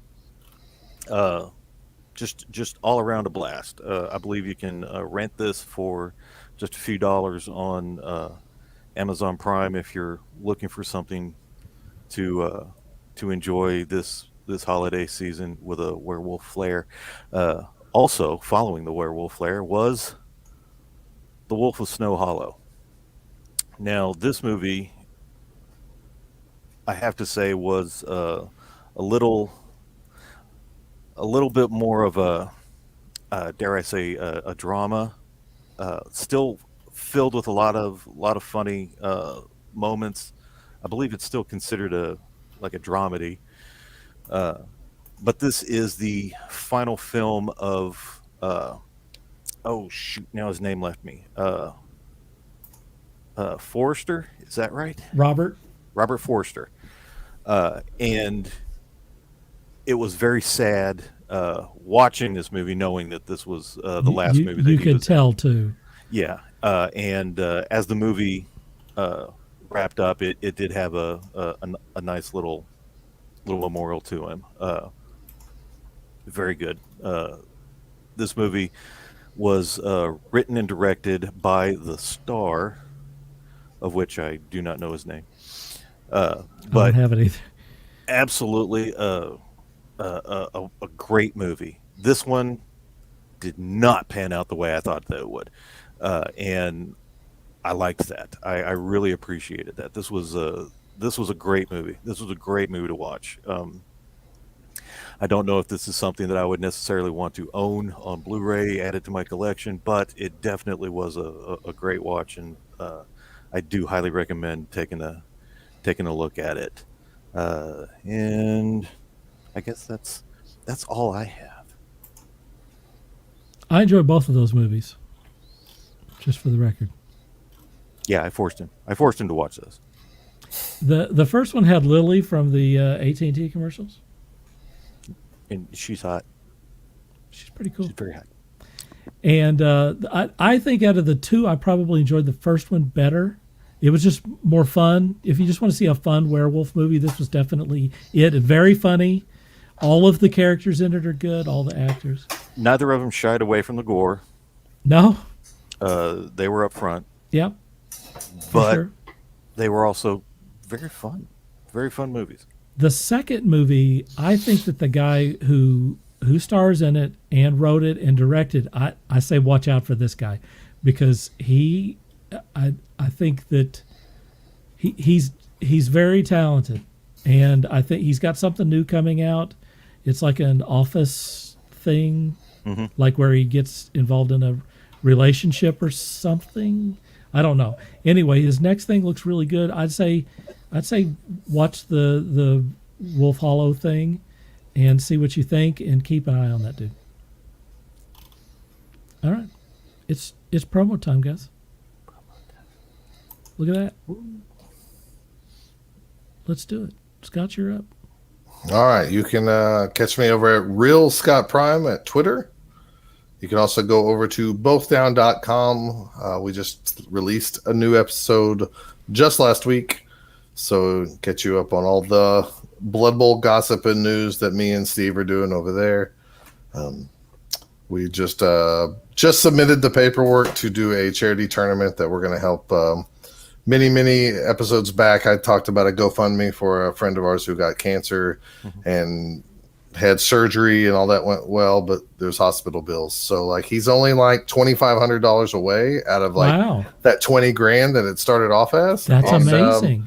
And on December 11th, we're going to be running a Blood Bowl tournament at Wizards Asylum where everything is going to go to his charity, and we're going to have some items, up for raffle where you can, not only do you pay and that money will go to them, but we'll have like models and games and stuff like that, you can raffle off, buy some raffle tickets, and all the proceeds go to the family. We're not doing trophies or anything this year. We're just doing printed off certificates that has your name on it for the winners and stuff like that. So looking forward to getting back to running some gaming tournaments, because it's been over a year now since I've done a Blood Bowl tournament, and we did those quite frequently back. Is that right? In the before times. So when was your last one? Last one was the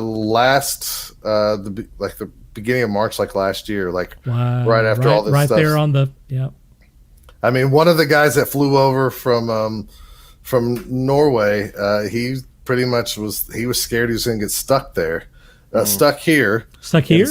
Yeah, because they were like starting to cut off stuff and everything. So it's been a while since we've actually ran an event ourselves, so it's going to be interesting to do that. But it'll be a Wizards Asylum. Yep. Cool. I like that, and I'm glad to hear that he's that close to hitting his goal. Because I mean, that's pretty crazy. It is. Good for you guys, and good for the people that ponied up some cash to help out a fellow traveler. If only the mega rich was as nice as the mega poor, we'd all be in a better world. So yeah, for sure. And that's not to say every rich person's selfish, but it sure feels that like a lot of them are. Yeah, I mean, a rich person could write a $20,000 check, and not even think about it. Right. Anyways. Sean, you're up. As usual, you can catch me at rankingstudios.com. That's rankingstudios.com, rankingstudios.com. Please feel free check out stuff by Scott and Dirk, as well as our studio mate Robert. You got an amen. On the website, feel free to stop by and drop us a message or two. Also, you can catch us at Facebook /Ring King Studios. I'm trying to remember to post more stuff on there, so when I do, log on there, friend us, however that works, subscribe to said like our page, and you'll get that stuff to you. Please, again, drop us a line, say something, anything, doesn't matter. Curse us out, I don't care. I read everything, literally. I read everything that comes through on both sides, and I will graciously appreciate any communication with anybody that's watching. So yeah, there you go. Sean, do you have an announcement you want to make? Now's the time. I do. This will be my final episode for a time.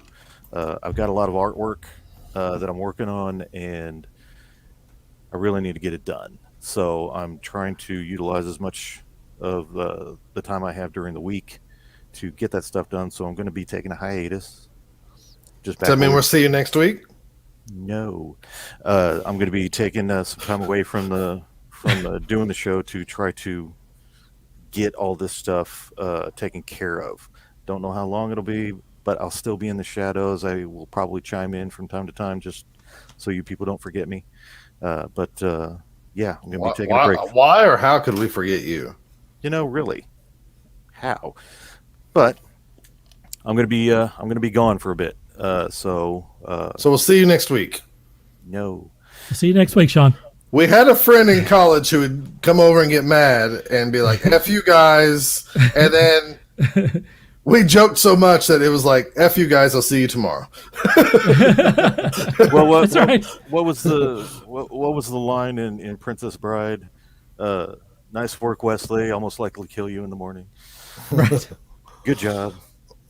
But yeah, I'm gonna be taking a bit of a spell from here. So if you don't see me, don't panic. I'm not gone. I'm working. I had a hiatus one time, and I went to the doctor and got that taken care of. Uh-huh. Steve says, no, Sean, man, get it done and get back. Good luck, sir. I will do my best, sir. Bro, how am I going to take breaks if you're going to be off the show? I'm retiring too, Dirk.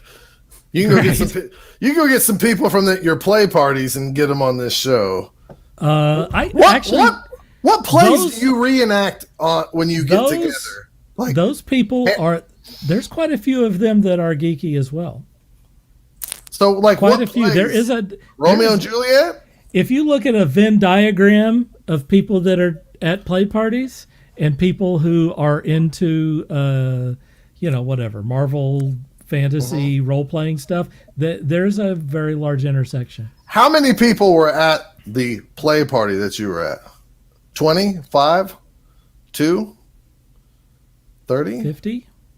There's that many people into like live action plays? Like, do you bring a screenplay and go, you're going to act out this part, and you're going to be Thaddeus, and you're going to be this guy? Really, what's happening at these? You're Caliban. Oh, good. He only has a few lines, and you go on. And do you try to get accurate play? Do you film them? Still filming. No filming. You guys are like LARPers then. Filming is verboten. You're LARPers.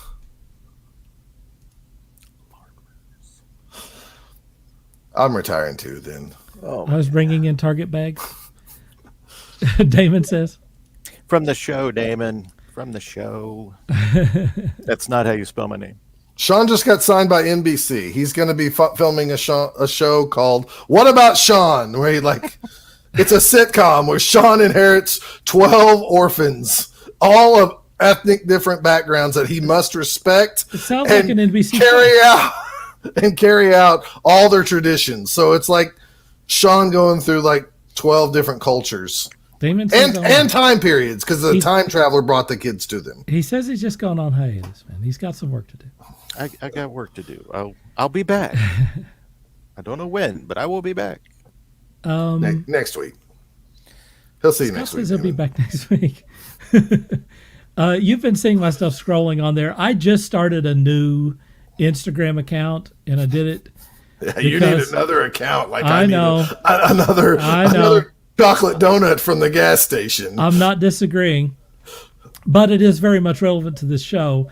It's Dirk Hooper Plus on Instagram, and the purpose is that it's a general audience account so that I can share all of the comic book stuff, and that it's specifically for, kind of a PG crowd instead of some of the stuff that I share on my Instagram, my regular Instagram account. Put up some of those play things where like you're acting out like, I'm Caesar.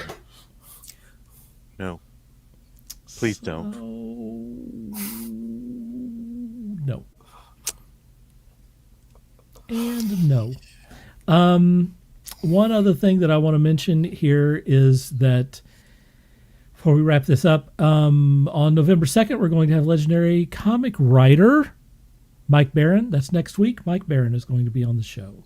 And on November 9th, we'll have a friend of the show and comic magnate, Doug Wood, because he has yet another thing that he's going to be putting on Kickstarter, and it's going to be right around that time. Oh, so, go ahead. Oh, I was going to mention somebody that's worked with Doug Wood, Michael Pickard. He has that Duckbill comic up on Kickstarter. If people didn't know, there's 16 days left. He's about $200 away from meeting his goal. So I'm going to, I'm going to try to get him on sometime before the end of his thing too. I mean, what is it, Sean? Are Michael Pickard and Doug Wood, are they fighting for who can do the most crap? Or who can do the most Kickstarters at the same time? You know how Kane I don't think they're the same people. Kane was no a different same person, different time. That's what. Yeah. It's all part of the Council of Dougs, so don't worry about it. It's going to be taken care of. All right. What is he saying? Simmer down and... Simmer down now. Okay. Sean's got it. Steve says, well done, TFG. Thanks, guys. Hope CaseyJane is safe. Yeah, we never got a check-in from CaseyJane. She's possessed. We're going to make some money. We could have some amazing footage. Yes! We could have some amazing footage coming on. She is currently in the dead zone, I'm sure. Simmer down. Nah. There you go. Sean got it. Hey, happy Halloween, everyone. Have fun. Be safe this weekend. Happy Halloween. Dress up in weird costumes. That's what adults do. I think Halloween's more for adults now. Unfortunately, more for adults now than it is for. Do you know they have a suit that's kids. like a skeleton suit with a boner, and it's called a skeleton boner. And I tried to talk my daughter into it. Dude, I'm glad you brought this up. This is where I get my kids taken away from me for admitting this. This here is I'm glad you brought this up at the very last second. This will have to be the last topic. You saw this in the store. We went to what is the Halloween store? Is it called the Halloween store? It's whatever the big Halloween store. Right. Okay. So yes, we were walking through there and she was looking at all these costumes. And you know how if you tell your kid no, they want something? Oh yeah. Don't touch my alcohol, don't touch my comics, don't touch my miniatures. These are daddy's paints. My kids their whole life have never touched or messed with my stuff. So Jennifer was there too. So I was kind of teasing both of them. And I was like, oh, this costume looks really good. And it was like, a naughty superhero and all this stuff. Dude. And my daughter, thank God, is still in the phase of don't be gross, Dad. And so we walked around the corner and the Skeleton's costume was there. And she looked at it and I saw her make eye contact with it and kind of giggle to herself. And I was like, what about this costume? And she said, why would I want to wear that? And I said, Wakelin, if you wore this, nobody would know it's you. Because you're coming to the party dressed totally opposite of that has nothing about it that could be female. So boom. And at the end of the night, you pull your mask off and go, hey, that was a fun party. And they go, Wakelin, you were the Skeleton? And they'll be like, yes. Can you describe the Skeleton outfit in a way that is... Just look it up, and I'm not joking. It's called Skeleton. It is a black costume. It's a black costume. Sean, try to find. I don't think we can show that. I'm not comfortable showing that. It's a Halloween costume. Anyways, I don't care.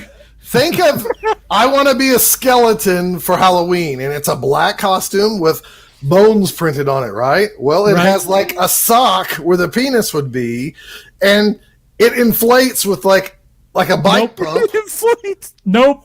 Because right after we saw this costume, that night Jennifer on TikTok found a video of this guy who stops. He's going to a Halloween costume contest, and he gets out to move a turtle across the street to save the turtle, but he already inflated his Skeleton. So he's walking and it's going, and his girlfriend is just cracking up.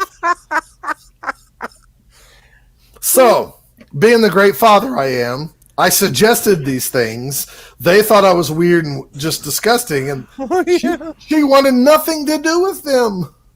I am brilliant. So you were using reverse psychology to make sure that she did not just happen to see the Skeleton. Now, one day she's going to call me on this. And covet it. And then I'm going to have to buy the Skeleton costume, and I'm going to have to live with my sins, but... That's going to come back to you. When she goes to college, that's going to... now I'm winning. This is a Halloween routine that's going to come back to haunt you. I'm going to stop it soon because I know where we're headed, like teenagers. So I just want to point out... Sean, can't that be shown? Why can't that be shown? Dude. I'm going to look on... I should look on YouTube right now to see if it is an erect member. But it doesn't show it. Oh, yeah. I mean, it does. It's a ghost boner. The picture that you shared. Why? The picture you shared showed it. He's dangling like a mule. What are you talking about? Okay, fine. I mean, like, But if you guys I just want to point out that there's Skelebaner. It's there's at also- Spirit Halloween. Spirit Halloween. There's also a Dude, it's on YouTube everywhere. Show it, Sean. I mean, I'm sure it is. There's please- also a Please enjoy in your own time. an infrared version of the Skelebaner. Which is what? Oh, It's red? dude. No. Look up Skelebaner. If only I could get Dirk to say Skelebaner, then I got everybody on here to say Skelebaner. Skelebaner. That's your new nickname, Dirk. Aren't you guys glad that you stuck around to the end of this show? Yeah, it's called Taskforce Geek After Dark. Enjoy. There's it's kind of like a Predator vision. With What is it called? with a Okay. Infrared. yeah, Infrared. I'd help if I could spell, but I trust you on this. We don't have to keep people hanging, but it's All right. on all over YouTube, folks. So, like, you can see the Skelebaner. It's all over costume. YouTube, huh? It's This one video has It's taken over the nation. 30,000 hits. it's bigger than Squid Game. Task Force Geeks. Oh my god. nothing is bigger than Squid. Okay, so one more time, thanks to CaseyJane for chiming in. It's too bad we are going to get some footage from her, hopefully. Everyone out there, have a happy Thanksgiving. Thanks to Sean. Thanks to Scott. Oh, you're welcome. The infrared one has to be more pornographic than the regular one. Oh my god. This Steve is says, amazing. Keep people hanging. Har, har, har. How about that? Good one, Steve. No bones about it, Steve. Damon says that doesn't make sense. No, there's not. He's not, It's a costume. It's not real. Skelebaner's not real. you heard it here first. Oh my God! Now the comments are coming in. Oh yeah, you got to add a Michelle little. goes, can't wait to look up the skeleton. No, it's a Skelebaner. It's like Skele boner. Don't look up the skeleton. Look up Skelebaner. So there you go. This is There's why I all love your the show. Halloween news. I'm here to make you laugh. I had to get one more chuckle out of Sean for a while. So. All right. Hey, thanks to everyone for watching us today. We sure do appreciate it. Be safe this Halloween. Have a good time. We'll see you next week. Skelebaner. Until next time, this is Dirk Hooper saying Skelebaner. Skelebaner.